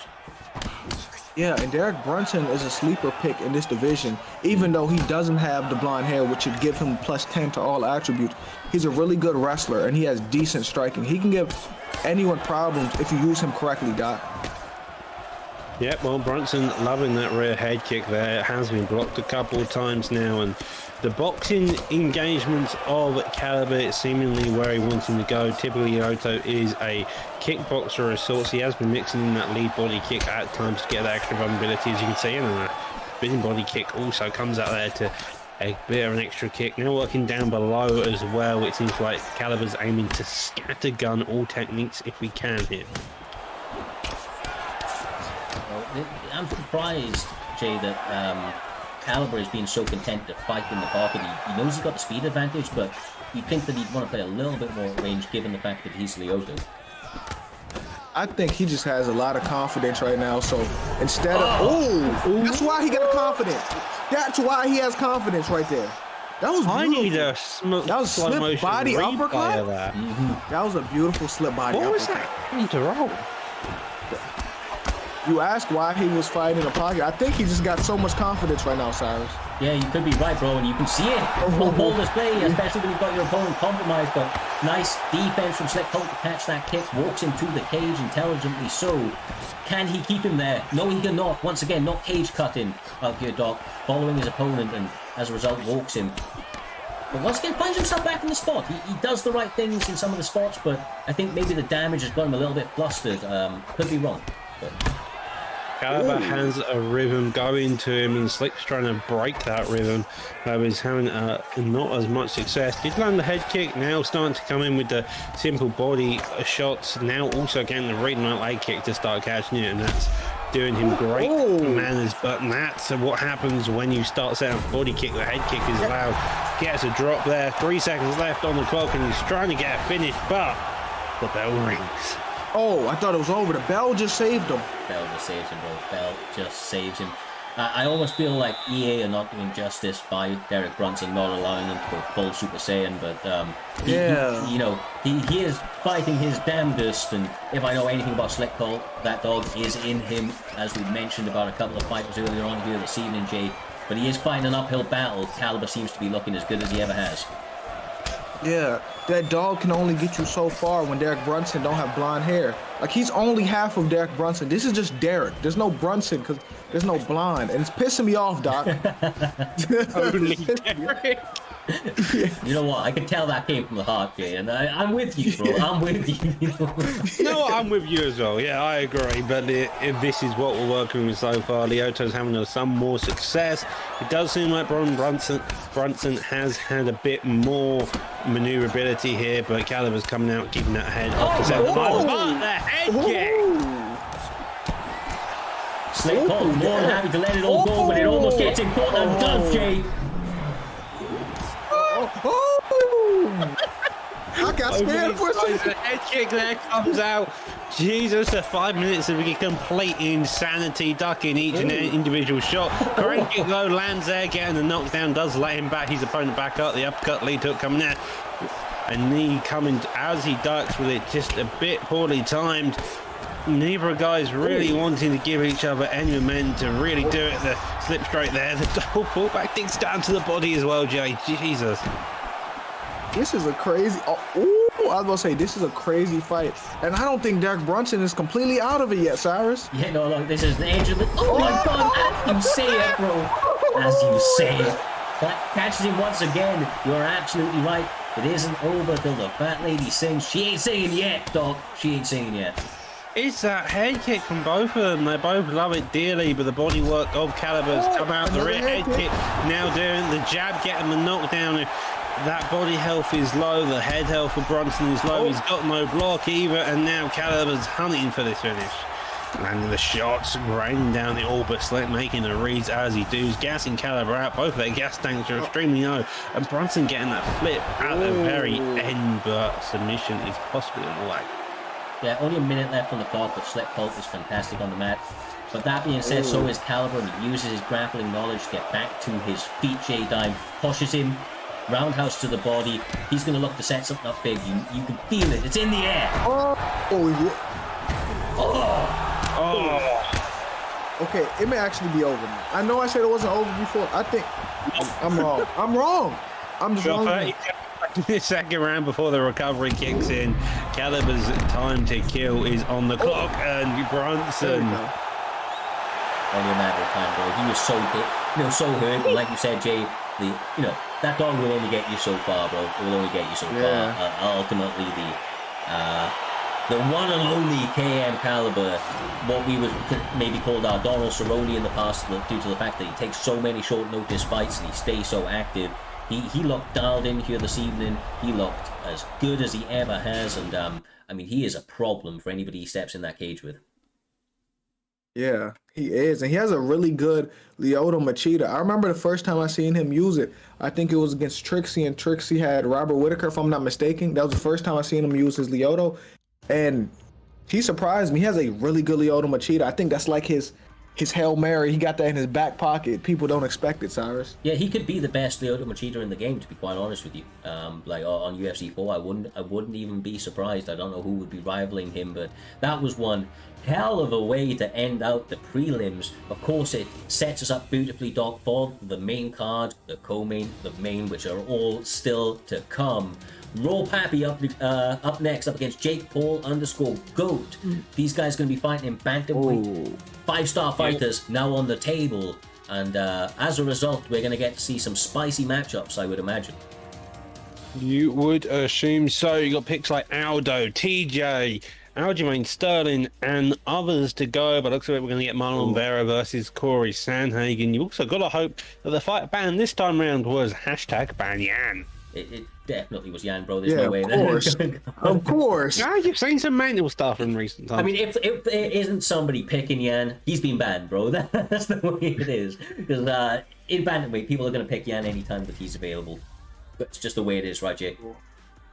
Oh, Raw. We got Raw. I'm not calling him Poppy. I'm calling him Wavy.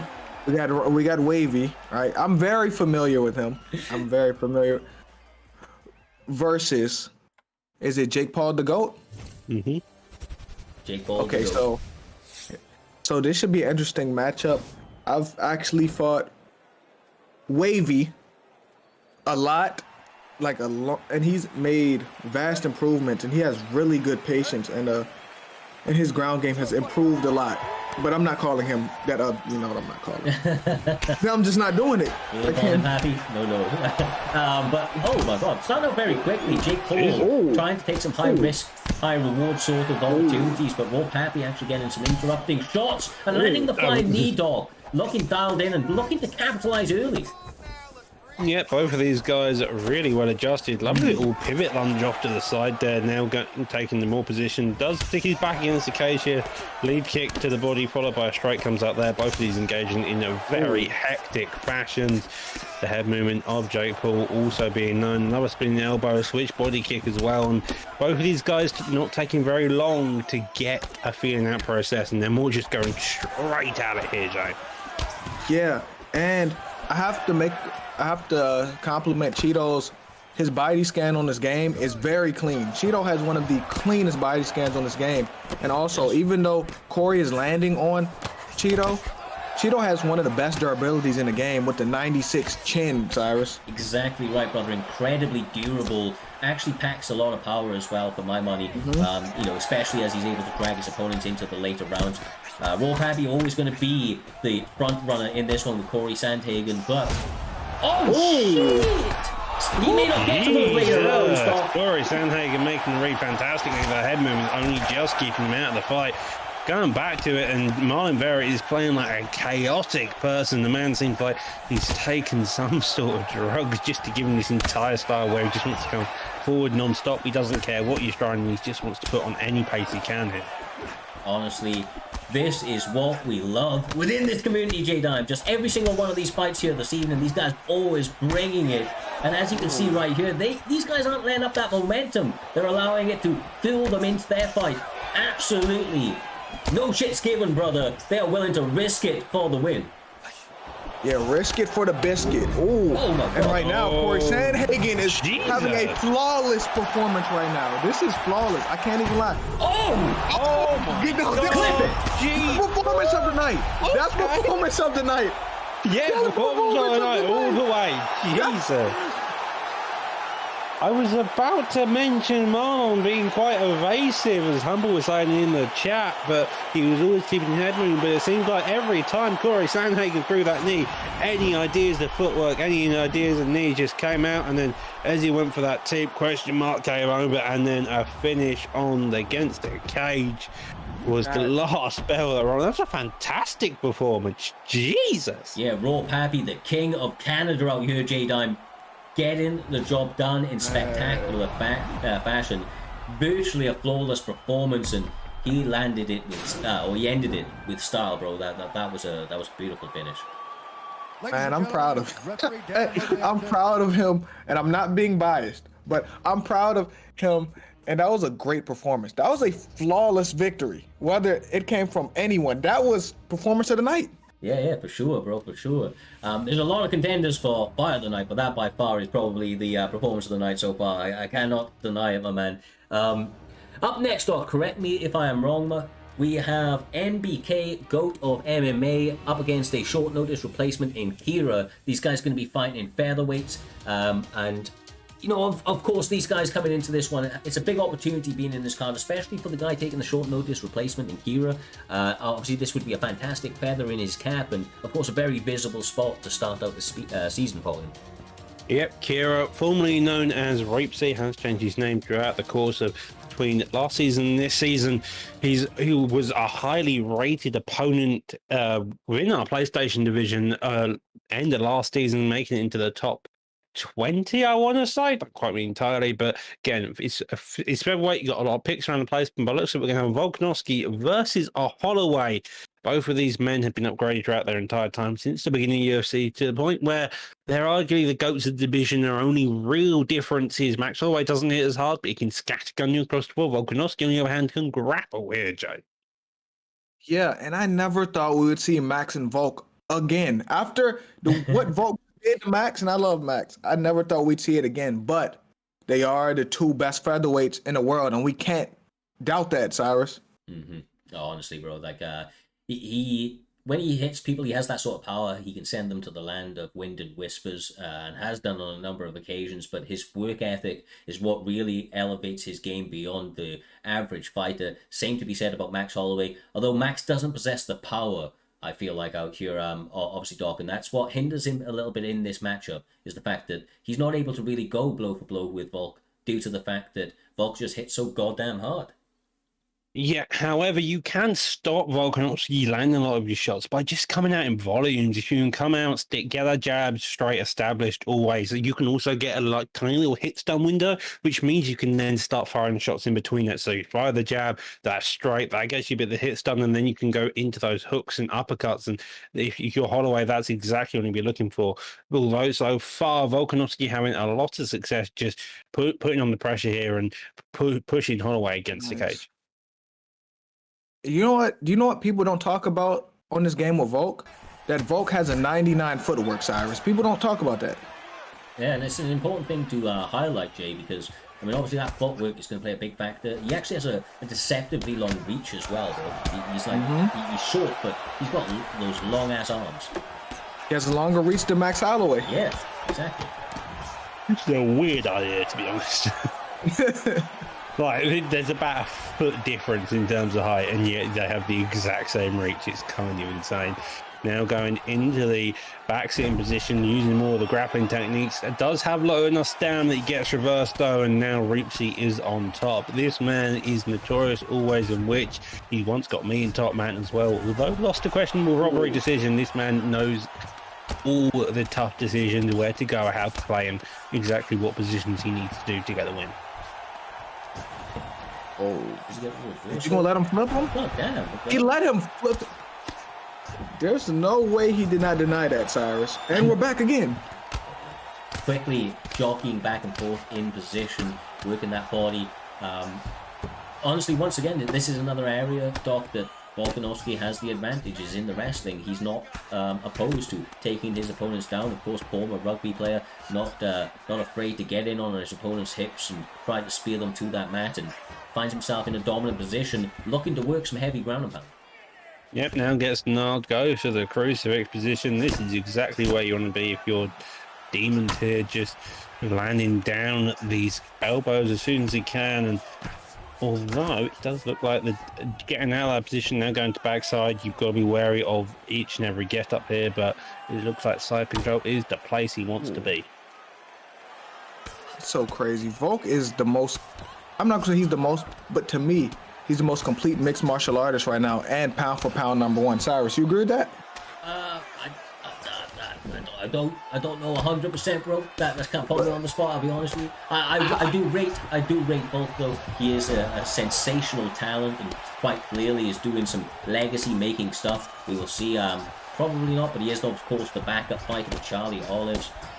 In the Islam fight. So, this guy is doing some great things right now, and anybody that can get a number of wins like he has, or win the trilogy between himself and Max Holloway, I think that just speaks volumes, Doc, because of what Holloway has done in this sport as well. Up to that point, he was unbeatable, and Volk is kind of showing to be his equal, if not his superior, over that trilogy matchup. Yeah, Volk did show superior, making the more adjustments. However, looks at those stats, Holloway taking the win with 11 to 5 winner strikes. In terms of damage, you got to imagine Holloway's going to feel confident now going to the second round. Volkanovski was the one to take it down and engage into that striking, so maybe this round you're going to see a lot more of the striking game come out here. I like the pressure Volk's putting on Max, because I feel like he's forcing Max to respond and throw some shots he don't have to, like when he threw that spinning elbow about 30 seconds ago, Cyrus. Yeah, exactly. That's a nice little combination right there. However, does get returned very, very swiftly by Volkanovski. But Volkanovski just has the heavier hands that sits him down. Yeah. Beautiful work. If you're Volkanovski, that's just putting you a bunch more confidence. Now, though, does get the sprawl. Could go for the get up. It's a quick and easy one. Your opponent's will be really careful on the line. Instead, though, decides to get back up on the feet. His hands have done him well. And if you're Volkanovski, you're going to just keep engaging. Though Holloway seems like he wants to really put the pressure back into his favour now. Ooh. It was a big moment for him, but the stamina just wasn't quite there to be able to really fully let loose. But he is starting to mount a really nice kind of accumulative damage. QJ, a couple of times he's getting pressed up against the cage, and with his head health within a pretty suspect range. Yeah, Max is starting to tag him a little bit. Max is starting to have more success, but Max got to not get caught by them big shots by Volk, Doc. Yeah, Max has got to be careful, keep all his P's and Q's in check. He's already been knocked down once, and Volkanovski knows that chin's going to be suspect as he continues on. Body kick's doing well, but again, if you're not careful to the counter, you're going to get clipped. But he's done them really nicely so far. Ankle pick is successful. J-Dime able to get his opponent down once again, utilizing some of the advantages he has in terms of the grappling realm, if you will. Whether or not he's able to stabilize out or just kind of get some ground and pound, this has got to offset the rhythm if you're Max Holloway, because of course it just gives you another thing to worry about. Yeah, and it's so crazy because as good as Max Holloway is, Volk may be better in every area. I'm not going to say by a lot, but he may be better, Doc.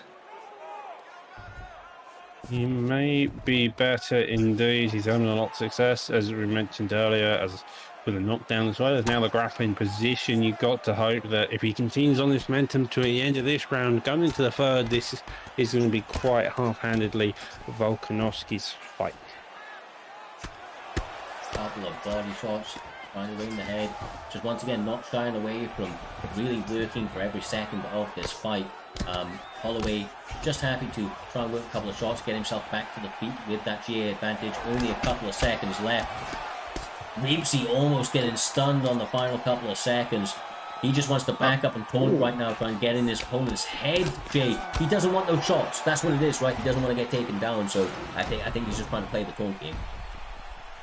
Yeah, sometimes if you taunt, either you're really confident or you're scared. I'm not going to say he's scared, but I'm going to say he'd been taking punishment, and that was almost like a defense mechanism in a way. Round 3 is the third and final round. This is one where it all gets made. Whoa! Arguably a fake glove touch into front kick, then a head kick got pulled. Both this fight is 1-1. Holloway won the first, and Volkanovski handily won the second with the knockdown. And so it all comes down to this final round. Whoever gets the stun, maybe a knockdown could be the winner here, since it seems to have one big moment and then sort of calm down and just looking to find any holes in their opponent's games. There it is. That's what Reepsy needs, J-Time. Pull elbow. Now he needs to turn up that tempo, show that killer instinct, and separate his opponent's consciousness. I respect the way Reepsy's playing because he's not trying to leave this in the judge's hands. You can see the sense of urgency. You can see the sense of urgency he has right now. And now Volk has to make an adjustment because now it looks like Max is on one now, Doctor. Volkanovski is trying to put him on the pace again, coming out of the spin elbows. But as you mentioned, Max Holloway getting that stun to put him ahead on the scorecard so far, you have to assume. And now Volkanovski is the one coming back. Overhand there coming out, a little bit ahead in retaliation from Max Holloway. The head help was blinking. But in either way, it's just having to get past that block and then finally connecting for Volkanovski that's the biggest issue so far. Some of those unorthodox strikes, Jay, I think it's going to go a long way, but just Goat is using his shots very, very well. He's trying to walk his opponent into everything, and he's just, because he hits so much harder as well, I feel like the success is just kind of slowly ticking in his favor each and every exchange. Yeah, it's quantity versus quality. Max is throwing a lot this round, trying to get him out of there, and Volk is picking his shots because he knows he got heavier hands. So he just... Oh, yeah. Holloway does look for the up kick there as well, Jay. But now you know for a fact that Volkanovski is ahead. Another stun, the uppercut. Yeah. Well... Max is... I don't know. It's not over, but it's looking bad right now, Cyrus. That one, he was a taunt. Is he going to get that finish? Is he going to get those extra points? Or can Max Holloway upset the momentum that Goat has been able to build up until this stage? He's in such a dire spot, but you can see he's more than willing to continue to try to mount some sort of offense. It's just so hard to do when you've got Volkanovski, the Great. Oh! Is it going to come back to bite him? Trying, he's down this, he's out of gas, he gets clipped. Jesus, that was a grind down to the last punch from both of them, going back and forth at the end. Holloway struggling back, climbing out for any last bits, and he'll get the stun, but Volkanovski, even in his stun state, having enough power to finally get the finishing shot against Ripsy. Beautiful, absolutely beautiful. I mean, Jay, not too much more to be said about it. I don't feel like Goat came out here, pitched a perfect game, used his advantages, massively in his favor. It was actually 19-19 going into that third and final round, so it was a round apiece, at least in terms of the way that the judges were scoring it. However, Goat didn't let it get that far, gets the finish and gets it in a sensational way. He did the right thing. He didn't leave it in the judges' hands. And I got to give credit to Max Holloway too, because Max was trying to get him out of there too. They both knew they had to bite down on a mouthpiece and see who's really better in that third. The judges was not going to be involved in this, and I respect both of them for that. 100%. Well, guys, another fight on this next one that has a short notice replacement, the last one of this evening, or I do believe, I hope so. B3 Gemini, the one and only, taking this on a moment's notice up against Ripe MMA, two guys that have sensational striking styles, a little bit different in the way that they approach it, Doc. Of course, the B3 boys, especially the way that Gemini approached it. I think you compared it to him last night, I think it was, where he's kind of like that mist/bang bang sort of style, and he confirmed it in the Discord afterwards. That is who he kind of emulated his style afterwards. It's played dividends for him, but with somebody like Ripe MMA who's comfortable on the back foot as well as on the front foot, it just makes for a really, really kind of explosive, kind of striking battle between these two.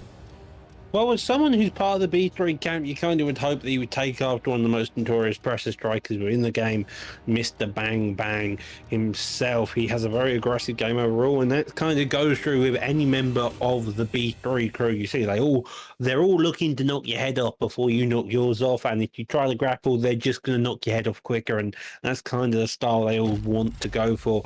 On the other hand, you do have Ripe, who's well adjusted in all measures of the game, going to Masvidal pick, which means that he's most likely looking to strike. But against the Connor, I'm not quite sure if that's the most sensible idea here, especially when you do have access to the 4.5-star fighters here tonight. Point. Expected that. I expect him to get, my bad, Cyrus. I expected him to get Connor just because he's a B3 boy. You got to think about their fighting style. Yeah. They're not going to get Leon or anyone like that because they're not going to fight patient. It's not a marathon to them. It's a sprint. Who's a better sprinter? It's Connor. His best rounds are the first and maybe the second round. So of course they're going to go Connor, Cyrus. Yeah, exactly right. I mean, it's just plays perfectly, like you say, to their style. I feel like going into this one though, with Masvidal, being a very, very clean boxer in his own right and having a lot of power in his hands, if he's able to just stay defensively sound, like Ripe has been historically in Primetime MMA, he could be onto some successes in the second and the third. But as you can already see, Dog, Gemini doing a fantastic job of walking him down and finding a home for that left hand often and early. Yeah, he's done a very cool, calm and collected job walking forward, now getting that knockdown, looking to put a finish on very early. That block only just staying alive, the head held by the skin of his teeth. And here we are on the ground, a place that I imagine Gemini wants to disengage very quickly, you see. Yeah, of course, man. Once again, they get their work done with their hands. However, on the opposite end, Masvidal may try to mix in a takedown, as he does just there, J-Dime. And honestly, even though he didn't get it, it plays in his favor, because now, as you can see, Gemini starting to block low, looking for that takedown to maybe be shot again. Yeah, even if you don't get the takedown, it's good to have that takedown threat, if you're right, just to keep him honest, because, Wow, bro, that's pretty scary. Another big rock right there from B3 Gemini, walks him into the spin kick. Jesus. Gemini known for that spin kick. He does love it to pieces. Pretty sure he got a KO last night with it. I want to say I know someone got a spinning heel kick. It may have been... Yeah, no, I think it was him. But can we just talk about the fact that he defended that so beautifully? He timed a post, and as a result, it played through an animation to get him back to his feet. It was beautiful work. Once the defensive kind of soundness of these fighters, Jay, when they get rocked is, I mean, it's a special skill to have, bro. It really is. It's a great skill to have, to be able to look adversity in its face and come out on top, because everything that's not going to go your way, you may get stunned, and for them to stay calm and make their way back into the fight, that's impressive, Doc. Yeah, but that's what you're going to be doing. That's how you show your resiliency. That's how you make the adjustments. It's fighting the adversity of your opponent and making a comeback in any way possible. And so far, that's what Masvidal's doing. He's thinking, okay, I'm not going to win on the feet. I've already been knocked down, so let's reduce the pace. Let's keep it on the ground for this time being, and then really start putting into action my game plan coming into the following rounds here. Yeah, and if you fought Conor McGregor at any point, no matter who's behind the sticks, that's the game plan, bro. Anybody can get a knockout with Conor McGregor in those couple of exchanges, but even more dangerous when you've got somebody of the pedigree of B3 Gemini standing across from you. So he absolutely knows the dangers that's there, and he almost, quite honestly, takes him out with that beautiful slip off. You even saw the stamina of Gemini is starting to suffer due to the volume and the workload that he's done out here, J-Dime. But, I mean, that is a solid-ass round for the B3 boys. That's a great round, but if he would have punched him when his stamina was that low, he may have dropped him or potentially took him out, Doc. It was that overhand. I love Gemini dearly as a fighter. He's fantastic. But he does have one quirk of the overhand is a very risky tool. And if we call back to the PlayStation Grand Prix where he fought Diaz, who's now in the title fight as these two fight here, he got killed by getting the overhand duck, and he's got to be so careful of that. But here we are, making all the reads, going for the spinning heel kick. A spear, though, as is gas, and you can actually defend a spear, but evidently not quick enough on the takedown defense there. And now we see him in crucifix. Time to get his head health chunked. Time for Masvidal to really start coming back towards the fight in his favor. This is smart, Jay. This is smart. I mean, you saw that stamina blinking from Gemini's stamina at the end of the first round. Of course, the style of the B3 boys heavily leans towards the first and the second, and once again, just tying him up, dragging this fight out a little bit longer. I imagine he's going to start to try and set up the finish as the time tick past, because obviously it's a round down and he's going to need something big, but he's looking pretty good stamina-wise, and the head health and the like is actually not in a horrendous position. It's not great, but it's not in a horrendous position. I feel like Ripe is doing, even though he's been dropped and he's been stunned, I think he's doing a good job surviving the storm. He has to let the storm pass, which was that first round and a little bit of this round, and then he can start getting his offense off, because I told you, with them B3 boys, it's like a sprint, Cyrus. Yeah, exactly right. And, you know, honestly, every single time I see one of those guys fight, if they make it out, if their opponent makes it out in the first round, I often say, you know, their stamina is looking a little bit wavy right here, but I often then find myself, Doc, saying moments later that who needs fucking stamina when your opponent is face down on the canvas? And that's what Gemini has done more often than not, and quite clearly here this evening he is not out of the fight, but this is good work from Ripe MMA, and it's looking promising for him. That's what the biggest breakthrough boys do. They're looking to knock you out quickly, early, and just so they don't have to deal with any more threats. If you're out early, you're not a threat to them, and that's what their style is. What Ripe is doing here now is he's letting Gemini get gassed out, let him work all that stamina down, survived all the damage he's done, and now is his chance to grind on his opponent, to find the opportunities where to. If he can get into top mount here, he can get some really heavy damage, but so far it's all about just grinding your opponent down, getting him used to understanding their grappling exchanges so that he can start really launching his attacks, possibly into the third hit. Nice job once again. He did get reversed moments ago, but he was able to get it back to end out this round. Stand up. Nothing really going to happen. Obviously, closing, couple of seconds, elbow missing, but that's a round. No, I was going to say it was a round apiece. There's a lot of top control. Only one significant strike landed, Jay, but it got a stun.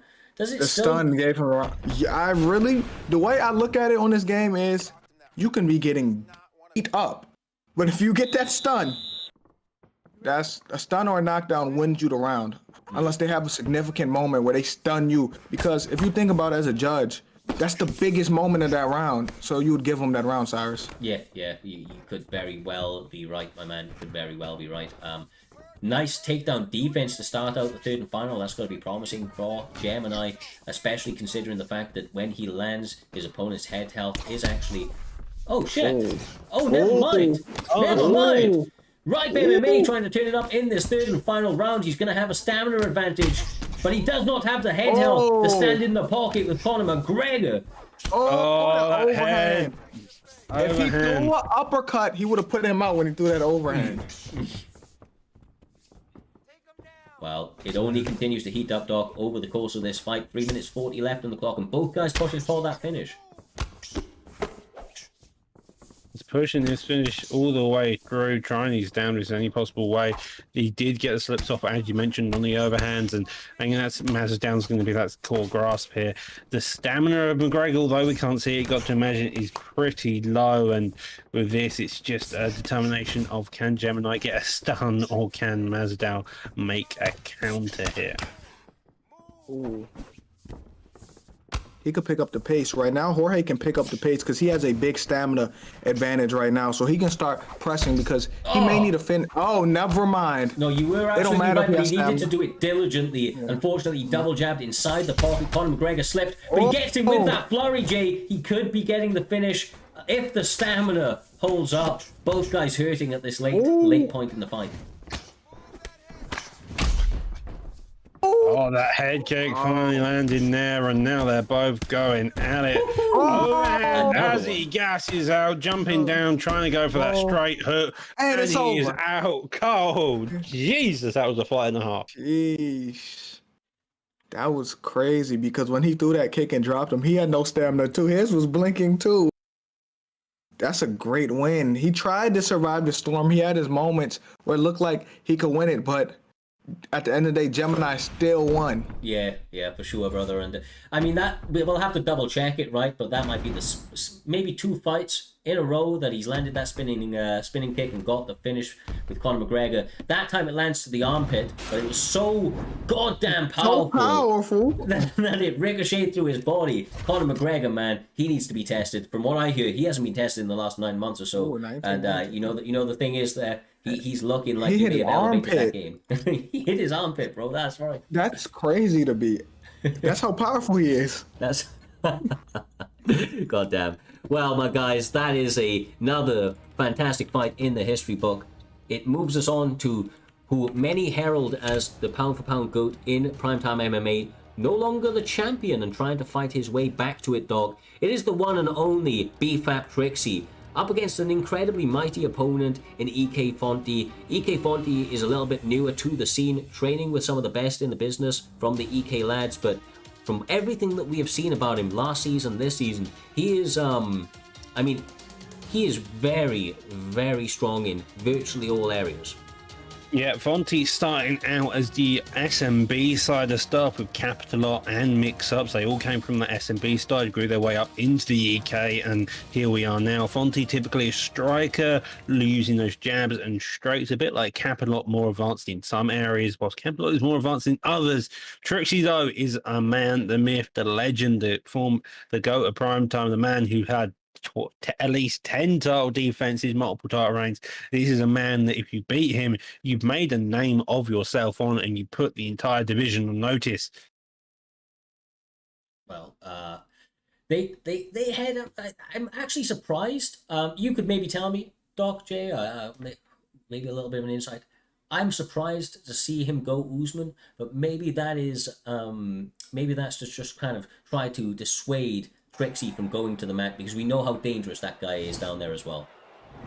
That's smart. You have a point there. Maybe he got Usman so he wouldn't get wrestled, because you don't think to wrestle Kamaru Usman. Exactly. Hey, you were going to something there. Yeah, you were smart. You might have forced him into the corner kick, right? As a result. But they start out very, very quickly. Of course, it looks like heading into this one, Fonte yet to pick up a W over Trixie in their uncompetitive fights, if you want to call it that, or non-streamed fights. They are going hell for leather right here. We've said it time and time again. It's different under the bright lights, but both guys are incredibly comfortable here. As we see, actually, Fonte going for a takedown, Doc. That was unexpected. Doesn't get it, but I think it's a good mix-up. Usman pick. I'm not saying I'm surprised exactly. He's Usman, so he may want to be looking to take on the top side here. McGregor, though, having a lot of success early on. Should be noted, though, that Usman does have force in nature, so a bit like Jan, if he starts leading in towards the head health, he makes it extremely difficult, if I remember correctly, on the perks. dropping to the leg. Trixie trying to work that outside game, utilizing a good jab, but the power of Usman connects on the inside. The straight from Usman. And of course, the wrestling threat, even though he's not getting it, Jay, is going to keep it in the mind of Trixie and maybe make him a little bit more hesitant to let those hands go. Yeah, even if you don't get the takedown, like I said, it's good to have that threat. So it's not just a striking threat. You can mix the takedowns too. So there's something else to worry about, Doc. You can imagine if you're Trixie though, this is an odd thing to be seeing. You don't normally see Trixie playing McGregor when fighting Usman. This is probably one of the first times he's ever fought with Usman, if I'm not mistaken, at least within our non-mirrored part of fighting now. 2 minutes left on the clock so far, and it's looking like Trixie's having no issue landing the shots across the board. The bodywork on both sides, though, is also quite good, and the takedown gets denied. Takedown defense has been absolutely sensational here from Trixie this evening, not allowing his opponent to get into the mat even once, even though that he's been at a deficit stamina-wise. Every time that shot has been made, Fonte is timing them incredibly well. Trixie looks motivated. He looks dialed in, Jay. I don't know if you agree with me, but I think he's maybe kind of just even leveled up. I didn't know it was possible. I think he might have leveled up, bro. So this is what I'm gonna say about Trixie. You gotta think about this. He wants that belt back. He's on the road to getting that belt back, Cyrus. So he's probably more motivated than ever. That reason alone should make him wake up early mornings and train and practice, Doc. Yeah, I'm pretty sure the last time he didn't start a season off with the belt was the front kick against Keza, and during that point he went on an utter tear. So if you're Trixie now, you're going to make sure you're all dialed in correctly, as you said, and just look for the kill in any way possible. So far, though, both of these guys staying very aggressive. The stamina similar, and for saying that Usman has such a high cardio and a stun there securing the round, you got to imagine. Jesus. But I think you're right, Jay. Just to throw back to what you said, I think you're right. This is mental to think. But I genuinely think that Trixie might be more dangerous when he doesn't have the belt. Yeah, because he's hungrier, because he doesn't have it. Because you can get complacent and get comfortable with having the belt. Now he's the hunter again. He's not the hunted. He's hunting again for that belt. So of course you're going to be hungrier. Well, also got to. Sorry to interrupt you there, Doc, but the current champion of Primetime MMA on the Xbox division, the one and only Naz, is in the chat saying that you need to pressure Trixie and use clinches, and that's what he would suggest for EK Fonte if he could. But obviously, it's one thing knowing it, and another thing doing it out here, Doc. It's difficult when you're standing across from this man, as many have found out in the past. Implementing the game plan is always the most difficult, because you can come up with the best game plan, the best ideas on how to beat someone, but then suddenly when you're faced against a cage and you're having to try implementing it, same way with the idea of takedowns, saying to shoot a takedown is a lot easier than actually getting a takedown a lot of the time, as you can say. Again, there, lovely defense, 3-0 for 3 on terms of takedowns, I want to say, and we're back onto the feet with Trixie being in the front corner, the jab straights trying his damnedest here. The head movement keeping Fonte mainly in the game here, looking for the counters when he can, but it's just the power of Connor always landing when he does, and it's hitting him hard. I don't know actually about the statistics. I don't know if you maybe do, Jay. You seem to know a lot of the stats kind of off by heart, but these guys probably are fairly even on power, right? But the speed definitely seems to be in the favor of Connor. He's a little bit more crisp, especially with the technique of the strikes, and I think that's allowing Trixie just to be a little bit more elusive than his opponent right now. Yeah, it's the 5-star boxing and combinations, and his punches are more fluid. It's the fluidity of them punches compared to Kamaru Usman. Kamaru Usman still in this fight. Make no mistake about it. EK Fonte trying all he can to find those openings. But so far, Trixie does seem to be relatively in control, working the straights, the jabs, and setting up those rounded shots, as we've seen a couple of times through this fight. And he gets that down, though! That is what you want to see if you're Fonte. However, his gas tank slightly lower than what you want to be seeing. Now going for a takedown attempt, does get it. Trixie now on bottom. He's been knocked down, and now he has to really get back on his feet and get a knockdown of his own if he wants to stay in with a chance of winning the second round. You've still got the third though if he wanted to. Second round, typically Trixie's best, so it's interesting to see that he's gone so far into the favour of Fonte here. Well, I mean, he gets the takedown finally here, Jay Dime, but of course, not a lot of time to work with it. He's doing some good work with the elbows. The problem is he wants to kind of go hell for leather. He wants to make all of that work count now that he's got it to the mat, but Trixie being so good down here that, you know, he can't take too many risks. He can't do anything without setting it up properly, which, you know, is tough considering the time restrictions that he has. Yeah, but I felt like Kamaru Usman needed that drop. It's a game of inches and need something to change momentum. So now he can go into the third with some confidence, and he has the momentum. Now it's up to Trixie to take it back in the third. Yeah, he got a big knockdown in that round. You know, that takedown. I mean, that was a fantastic round for him. He worked so hard for that takedown. Finally gets in that round, gets a big rock as well. Like you say, if he can now stuff out some of that momentum from McGregor, who is traditionally a front runner, then of course he could be on to another massive win and a feather in his cap. Playing the back foot, Doc, trying to walk Trixie onto something, and that could honestly be a smart move given that Trixie's been so fast, you know, with his corner pick in the way that he has thrown those strikes. Yeah, he's playing it quite fast, but he's also looking like Trixie's playing how you want to be playing Conor, which is come forward, set up a couple of shots, move your head off that centre line, then look for the power counter afterwards. And the thing is, because the way Fonte is playing, is he's engaging at the right moments. You can see him getting the stun when he can. And so when he's trading and he's getting the better of those trades. It's when Conor's gas tank is slightly lower, so he's got that bigger vulnerability window, and so Usman's power hits a bit harder than his does. It's just tough.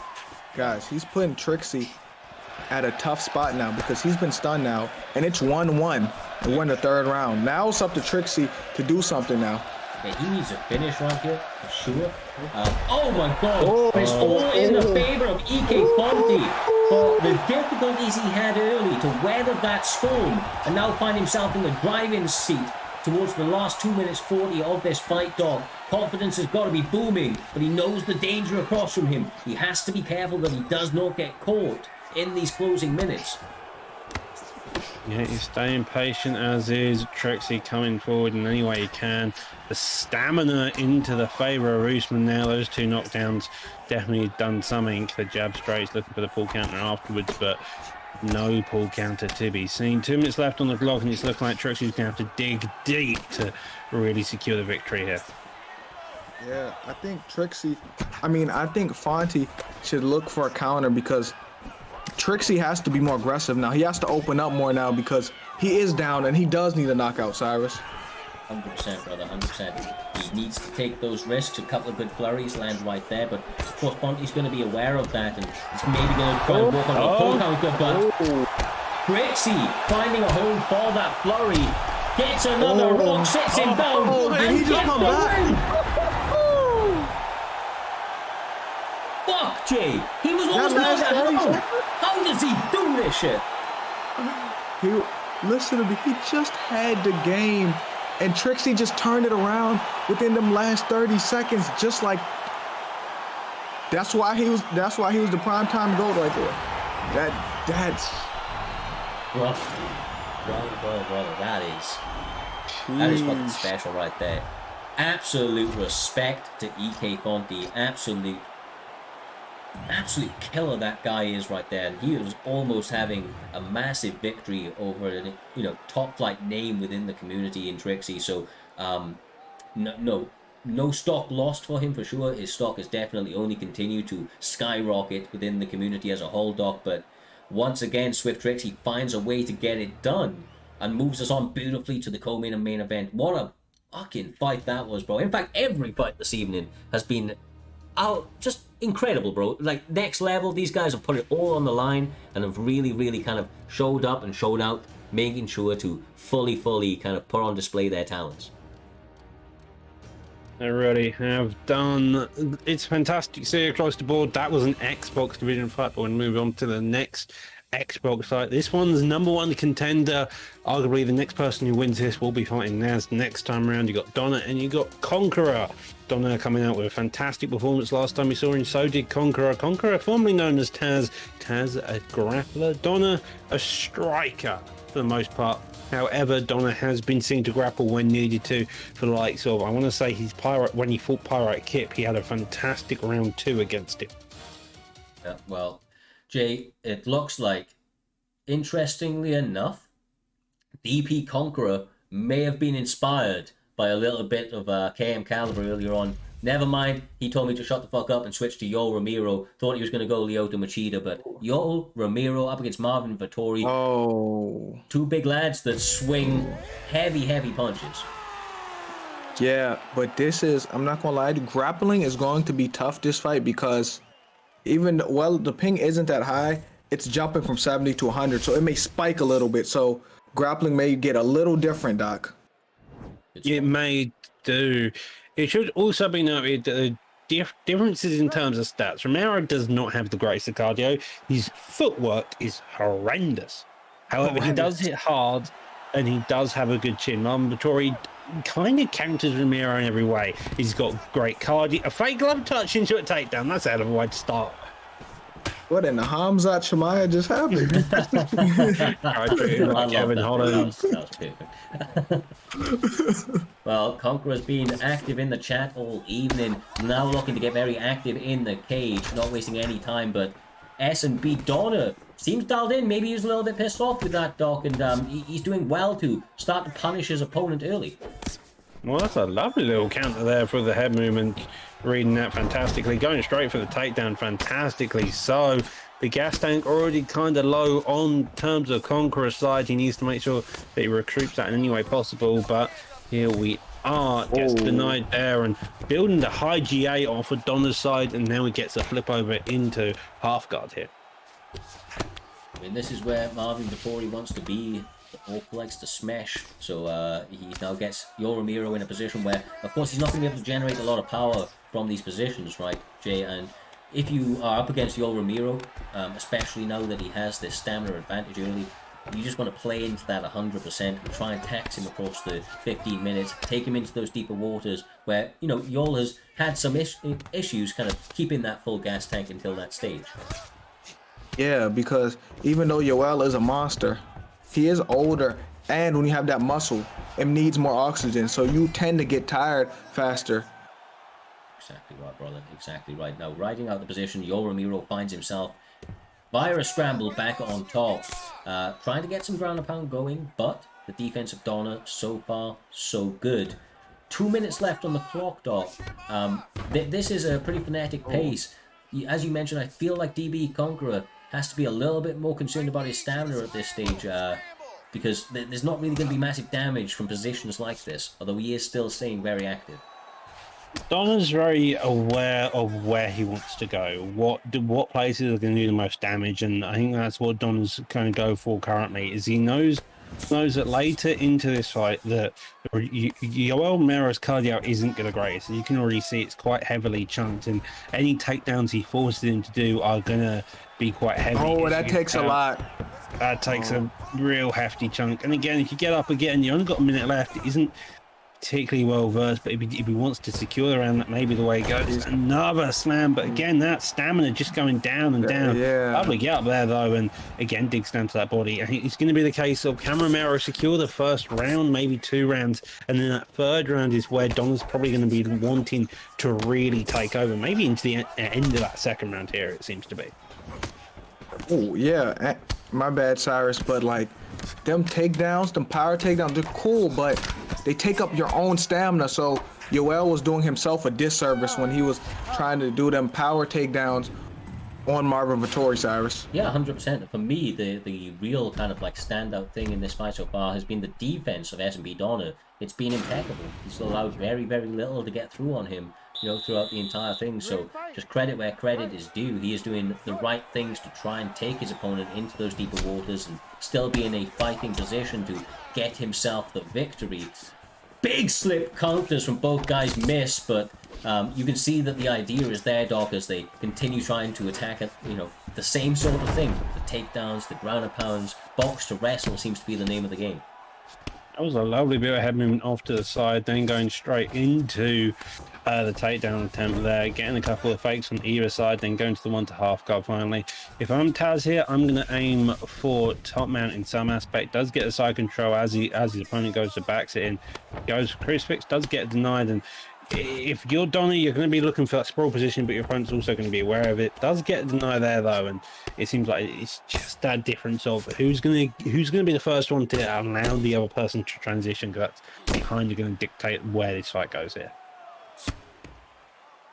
Well, still riding out the position. DB Conqueror in a very strong spot, Jay. He is obviously having successes. We have vocalized many times now the concerns about his cardio, but he needs to start to get a bit of a higher percentage, and not just control time. He needs to actually land some damaging shots in these positions, because as we saw in the statistics from the last round, Marvin Vettori did actually outland him 3-1. You know, over the course of that round, although there was only 8 shots landed. I think, you know, the Conqueror was only able to land 2 of his, I think.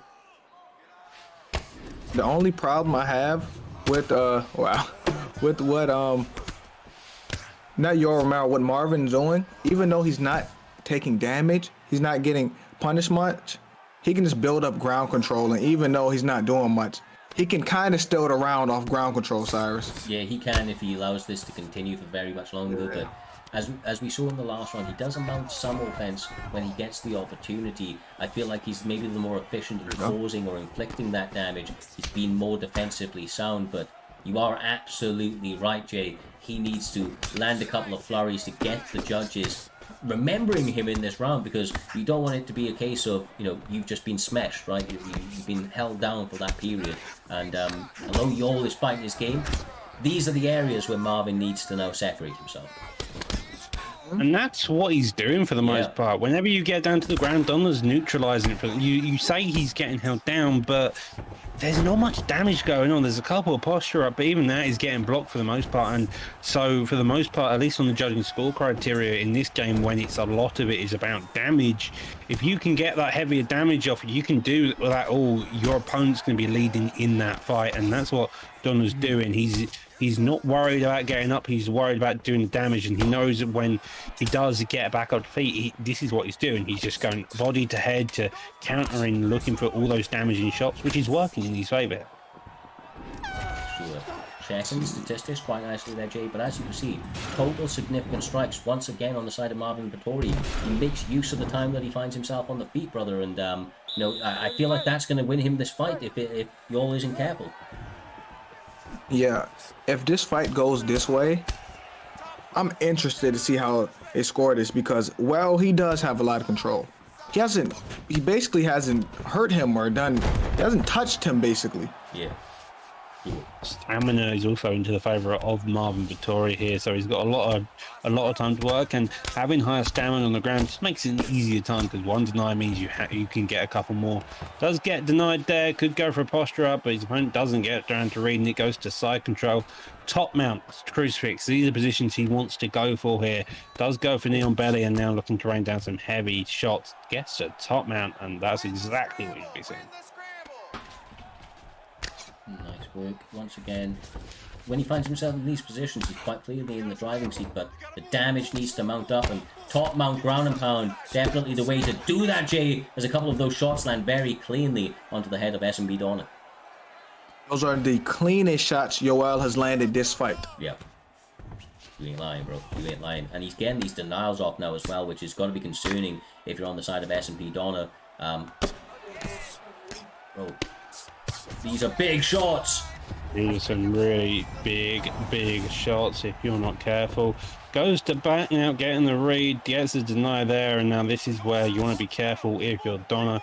You do have the option to get up there. It is a easy flick if you're used to it, but that depends if you're used to it or not. Not every time you get stuck in this position. Now at the top mount, but with Romero on your back, it's a big risk across the board. Guys, what fight does this remind you of? I don't know. Yeah, I don't know, bro. You got me. What fight does it remind you of? That's what I was asking y'all, because there got to be a fight that went like this. Oh, god damn, bro. Oh, those elbows. Jesus. Well, this is what we've been talking about the entire fight, though. When Vettori has the opportunity, he's causing damage. He's causing damage, bro. And I just can't say the same for Yoramiro. I just don't feel like he's gotten any clean shots off and really been able to separate himself in the eyes of the judges. A lot of control time, but just the damage isn't there, bro. Damage isn't there. Yeah. It's Romero's known for his explosive power, yet he's struggled to find at any point an explosion to really explode. Whilst Marvin has been constant, always here. He's just coming forward. He's playing aggressive every single time that he does get the opportunity to hit, Joe.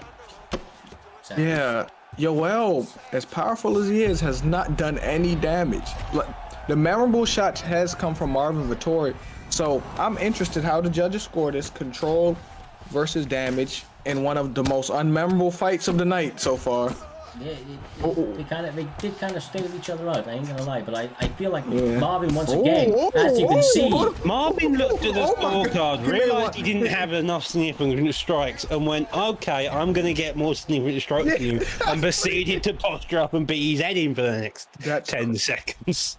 That's what happened there at the end, basically. Talk about doing just enough to win, J-Dime. I mean, this guy took it to a whole new level. He got the read from the back on where he was and decided a couple more was needed, a couple more we got.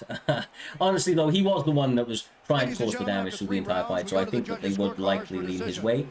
Time will tell. We're about to find out. 30-27. 30-27. The winner by unanimous decision. Yeah, it's mad, isn't it? There we go. Think about all of that top control. 30-27. Let it be known. No You got to cause damage. You got to cause damage. You have to do damage. Can we have a look at the stats? Please. Come on. We'll give him a couple of seconds before I switch it across, but yeah, man, that's on some next level right there. That's something else. Like I said, you've got to cause damage. This fight perfectly encapsulated that.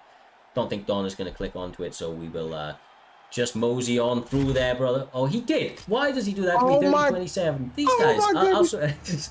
I'll tell you real quick. 15 overall. He landed double the significant strikes and almost double the total strikes throughout the course of the fight. He isn't moving through the round. So with that being said, guys, it has set us up for the main event of this evening. It is a title fight from the PlayStation side of our divisions here, J Diamond. As we were briefly talking about going into this one, there is a lot of bad blood between these two guys right here. I have seen it. From what I hear, it's outside and it started in some other communities within the esporting kind of landscape, if you will. But it has kind of boiled over and now come to a boiling point in Primetime MMA. NM Smudger looks to defend his belt once again against the young Brazilian STK PK Diaz. This guy's been active in the chat, my man. He has been calling him out. He has said, I am new. And I've seen it all the way through the event. The people seem to believe in this kid. All the way through the event, we've had people popping into the stream going, and new. I've seen it maybe like 10, 15 times throughout the last hour or two, bro. I mean, I'm excited, my man. I'm excited for this one. I'm excited as well. These two, both notorious in their own way. PK Diaz was meant to originally be fighting towards the belt, but his internet kind of went to complete kaput this time around, though it hasn't. So Gemini did replace him in the Grand Prix. However, he's now finally got his title shot at Smudger. This fight, one hell of a fight across the board. Smudger, known for all of these different styles. PK Diaz, on the other hand, known for the more striking, having a massive ability to come back. It should, to talk about the picks here, you have Robert Whittaker. Now, normally you see Smudger use someone like Izzy, so it's interesting to even switch it up. Maybe he feels differently when he's fighting Diaz. Diaz, on the other hand, going with the namesake of Nick Diaz, which is a wild pick, to be completely honest. It's completely off the wall in terms of meta. The only person who I know goes similar who uses Nick Diaz, at least in middleweight, is a Blackout Hours. And that guy is a mental beast. So you've got to imagine here, Looney, if Diaz feels confidence with Nick Diaz, it's going to be in for one hell of a serious fight here tonight. Oh, for sure. And we are going to switch across. We obviously, as we were talking about it, I believe Jay was just grabbing himself a drink, but these guys were biting at the bit. The bad blood has started, dog. They are ready and raring to go. They could not wait a moment longer to stand across from each other in this octagon, and they were straight at it. It's fight night. Bro, just in Jay, time. they weren't waiting, bro. They weren't waiting. They were up for it. They wanted to fight now, yeah. bro. They wanted to fight That now. means it's real beef. It's They don't want to real wait beef. at all. That means it's real. No, so I'm seriously interested in seeing these two go. Like, this is a very interesting fight. Both of them starting out very aggressively, no fear in that process. Jabs coming on all sides. Slip hook does land there, and I think this is one of the few times whenever we've seen Smudge being really pressured heavily, I've got to say.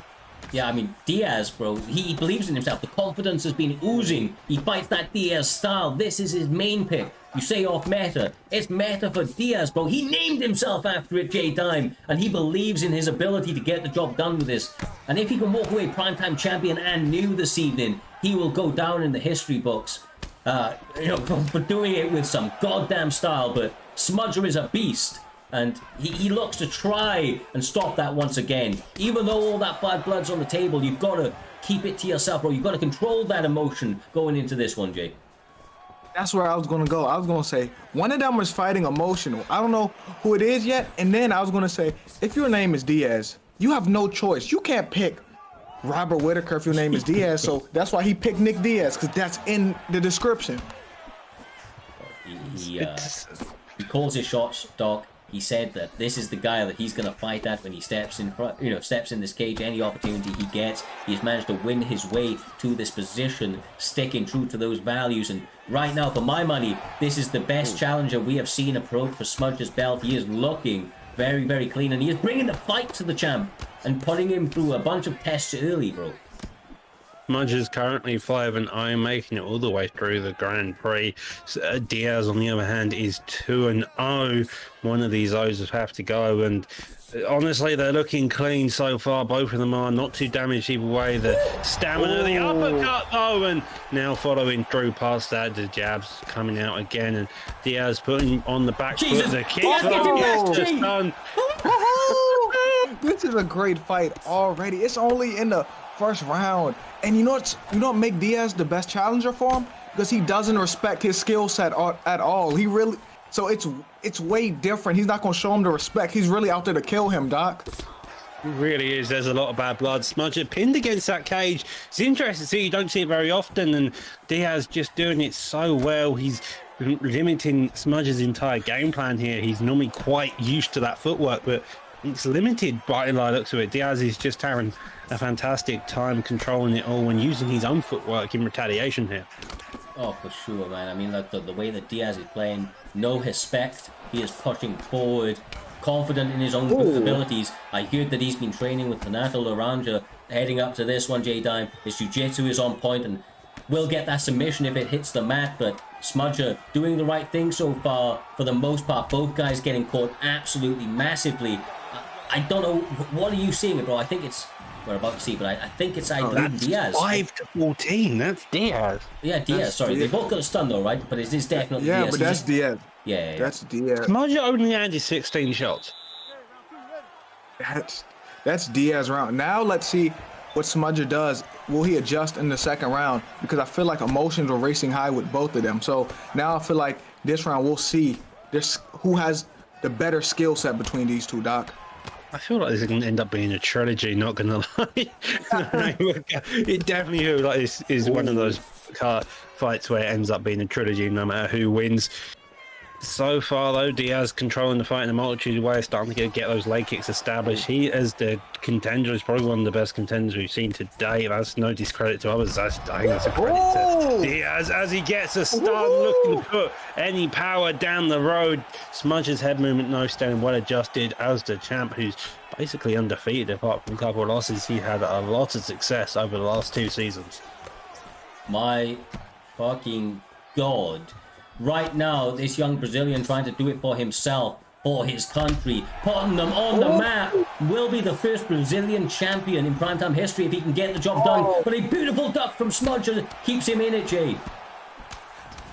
Diaz, I told you this is the most interesting fight because Diaz has no respect for his skill set. Diaz is coming to fight. He is coming to pressure Smudger like no one has before, but he has to watch out and not throw that overhand because it's giving me PTSD of when we was watching the we were watching. What were we watching when we seen people just lose straight through the overhands? Oh, that was Two Soul, bro. Two Soul, the overhands. He was doing it, yeah. But Those overhands, yeah. a little bit Down different. the 10 does get denied. Smudger trying to get a different aspect on, but here we are. It seems like Smudger's kind of scared to that engagement now. It seems like Diaz has really put him on notice, and it's caused Smudger to take another step back and try to readjust, figure out the holes in the footwork, in the general striking capabilities. But it's starting to look more and more like it's Diaz's game. It's only the second round.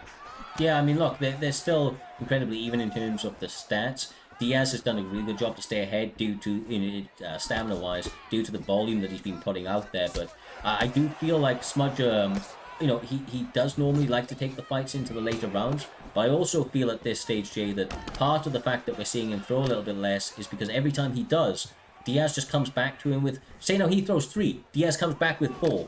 And it's just like that every single time throughout it. So you think right now Nick Diaz may be discouraging him right now with the volume and the output right now? I think it's either that or he's waiting a little too long. He's trying to play the waiting game, and I don't think he needs to do that, Doc. I don't know what any game plan is, but that block, that head health of Diaz, he's always there. Is that? Oh, here we go. Overhand. That's reminding me. The Grand Prix, people was winning, and then they were throwing them overhands and losing. That's what it reminded me of. The Grand Prix. And one Smudger coming back at the very end of the round, getting that knockdown. This round 5 now, of 14 significant strikes, but that knockdown taking the victory. If you're Diaz, that's going to put you on notice. That puts Smudger back in the running. It's now 1-1. These two having a hell of a time. I was going to talk about the fact that Diaz is always there in Smudger's place, but judging by the fact Smudger was just happy to read that, get a duck down, spin the elbow, throw his downward knock down there, it seems like it doesn't matter how far he's into the case. This is the champion. He will adapt to anything here. For sure, bro. For sure. We've seen it time and time again. Throughout this time, we've been speaking a lot about Diaz, but that's because the challenger has been doing so sensationally well in his approach to the lead up to this fight, playing the mental games that he has, the mental warfare in the lead up to this title, kind of trial, if you will, or a title attempt that he is trying to get over Smudger. But Smudger has stayed relatively quiet in terms of the responses. He hasn't given him too much back other than to say that belt is remaining his. He has had all sorts of adversity early, Jay, but as you can see, I feel like that big rock, that big knockdown has revitalized him and it's got his confidence back. He seems to be more than happy now to engage into his normal sort of game plan. Yeah, and it may have took that round for him to wake up. And this is perfect timing because now we're in the third. But if I'm Diaz, I'm not throwing that overhand again. That's what got him caught. It's those overhands because you can either take a step back, throw elbow, or you can throw uppercut. It's just those overhands get people in trouble, Cyrus. Yeah, exactly right, brother. Exactly right. High risk, high reward, but the high risk element of it is for a reason. You don't land it, your opponent ducks, they can counter you, or even that stamina can get destroyed. But being on the mat for somebody like Robert Whittaker, he is very good in his wrestling. Obviously, wrestled for his country, I do believe, or wrestled with his kind of national team. But the problem is that the Diaz brothers have a jiu-jitsu game that is very, very high level, especially in terms of the MMA application of it, as he gets the reversal, postured up, and then easily folds his opponent across into side control. I mean, look, doing phenomenally well on both ends of the occasion. Edgier seat action. Don't blink in this one, lads. Even though it's on the mat, I think a submission or some ground and pound could come your way very, very quickly as they jockey for position. They're both jockeying for position, but it seems like Nick Diaz is having a bit more success on bottom. You saw the reversals he got. He's now getting another deny there. He's very much a bit like the previous fight in the co-main where Taz was on top, but Donna neutralized him in every way, and that's kind of what Diaz is doing. He's making sure that if he's on bottom, Smudger has no real place to stand, to sit. Getting these denies here gives him no opportunity. An armbar attempt, interestingly. Ooh. Maybe get a feeling out. So far, though, the red creeping up very easily. Does decide to ditch it early on, but with 50 seconds left on the clock, it looks like whoever scores the bits and pieces of damage now is going to take this round. that was massive, bro. That submission attempt, just the stamina was so low. He's going to have some reads on him now, although not fantastic to end out the round. Smudger getting top mount and looking to close out this round with some massive ground and pound. Oh my God. Okay, that just put everyone on notice there. Smudger getting that ground and pound, nearly gassing himself out, but nearly putting Diaz to sleep. This fight's gone from being Diaz's fight to singly Smudger's in about 3 rounds. We're now entering into the championship round. This is where the champions are made.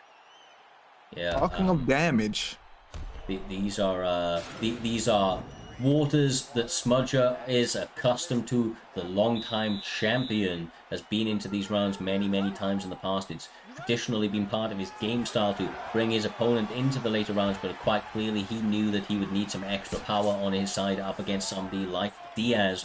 This kid is bringing it all to the table. Both guys suffering massive amounts of adversity, but it doesn't seem to put them off one little bit, Jay. They are very committed to getting themselves ahead, and right now the champion is making those changes, mixing in that grappling to start to try and change the tides completely into his favor. yeah, he's showing that he's a true champion right now, because before he got that stun in the second round, it was looking like Diaz was gonna take that belt. That's what it looked like before, and now he's making the adjustments, and now we're on the ground, Doc. Yeah, but if one person makes the adjustment, so will the other. Diaz getting 3 top mount denies in the space of about 20 seconds, having a great success there. Got to imagine if you're Diaz now, you're going to be very hyper aware. You're going to be looking to get on the feet. You're going to look to put on the pressure here. Now against Takeishi himself, coming out with the knees and the elbows, trying to, and that block low. He gets him stunned. And the taunt. I mean, I love the fact that he mixes the taunt in there, doing Diaz proud, but he does get the hip toss. Does Smudger. NM Smudger once again find himself in a top control position, but that was a big moment from Diaz, a moment ago, and could even win him the round if he doesn't get stunned himself. If he don't get stunned, that can win him the round, but Robert Whitaker is doing some damage when he puts him on the ground, so he may be able to stun him, Doc. Yeah, the blood scattered next to them definitely indicates such. We've seen his position before, does manage to get out of it fairly quickly. Should notice their stamina is actually really close. We're saying this is the 4th round. It's really high, it's really close, and that's impressive for saying how bad Nick Diaz's recovery is when compared to someone like Robert Whitaker's there. Yeah, I mean, his volume has not, been low either. It's been very, very high. But the ground pound from Smudger. Oh my. What was he doing? What? How is he still alive, brother? How is he still alive? I don't know. Just absolutely by the tiniest of health, he's able to recover. But now, the rubber guard, Jay, he's able to use it to get into top mount. And submissions and ground and pound are available for the challenger in this position as he gets a denial and goes for the submission, bro. The second one, he made his reads. Can he capitalize here in this 4th round?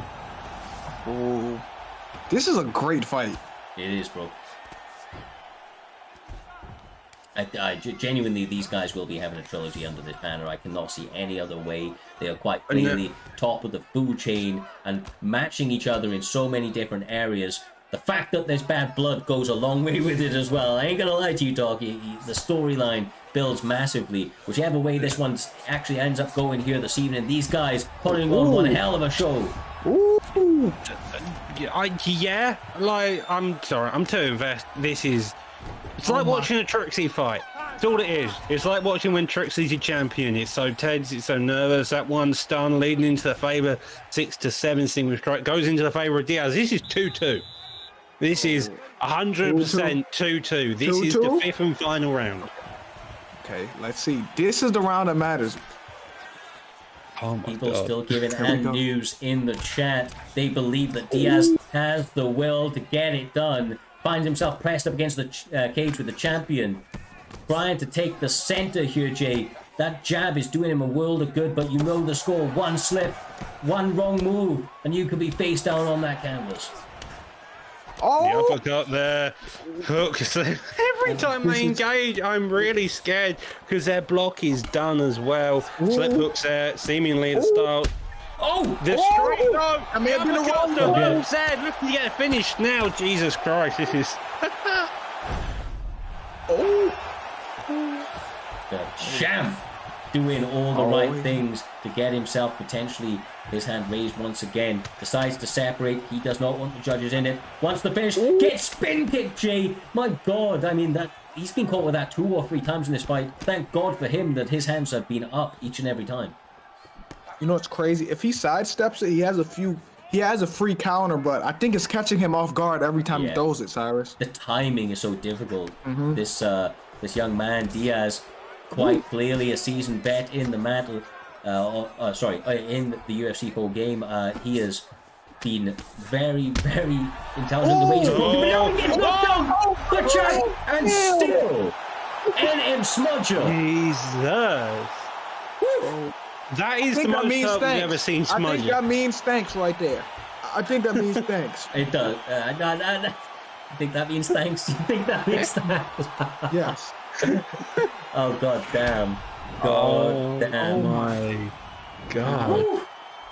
What a fight, man. What a fight. This guy's just... Look. Oh. Diaz was actually down on the judges. What? Wait. No. Let's have a little look at that. Let's have a look at the stats. Let's have a look at them absolute BS. Round 1. Round 2. 2. Bro, madness, right?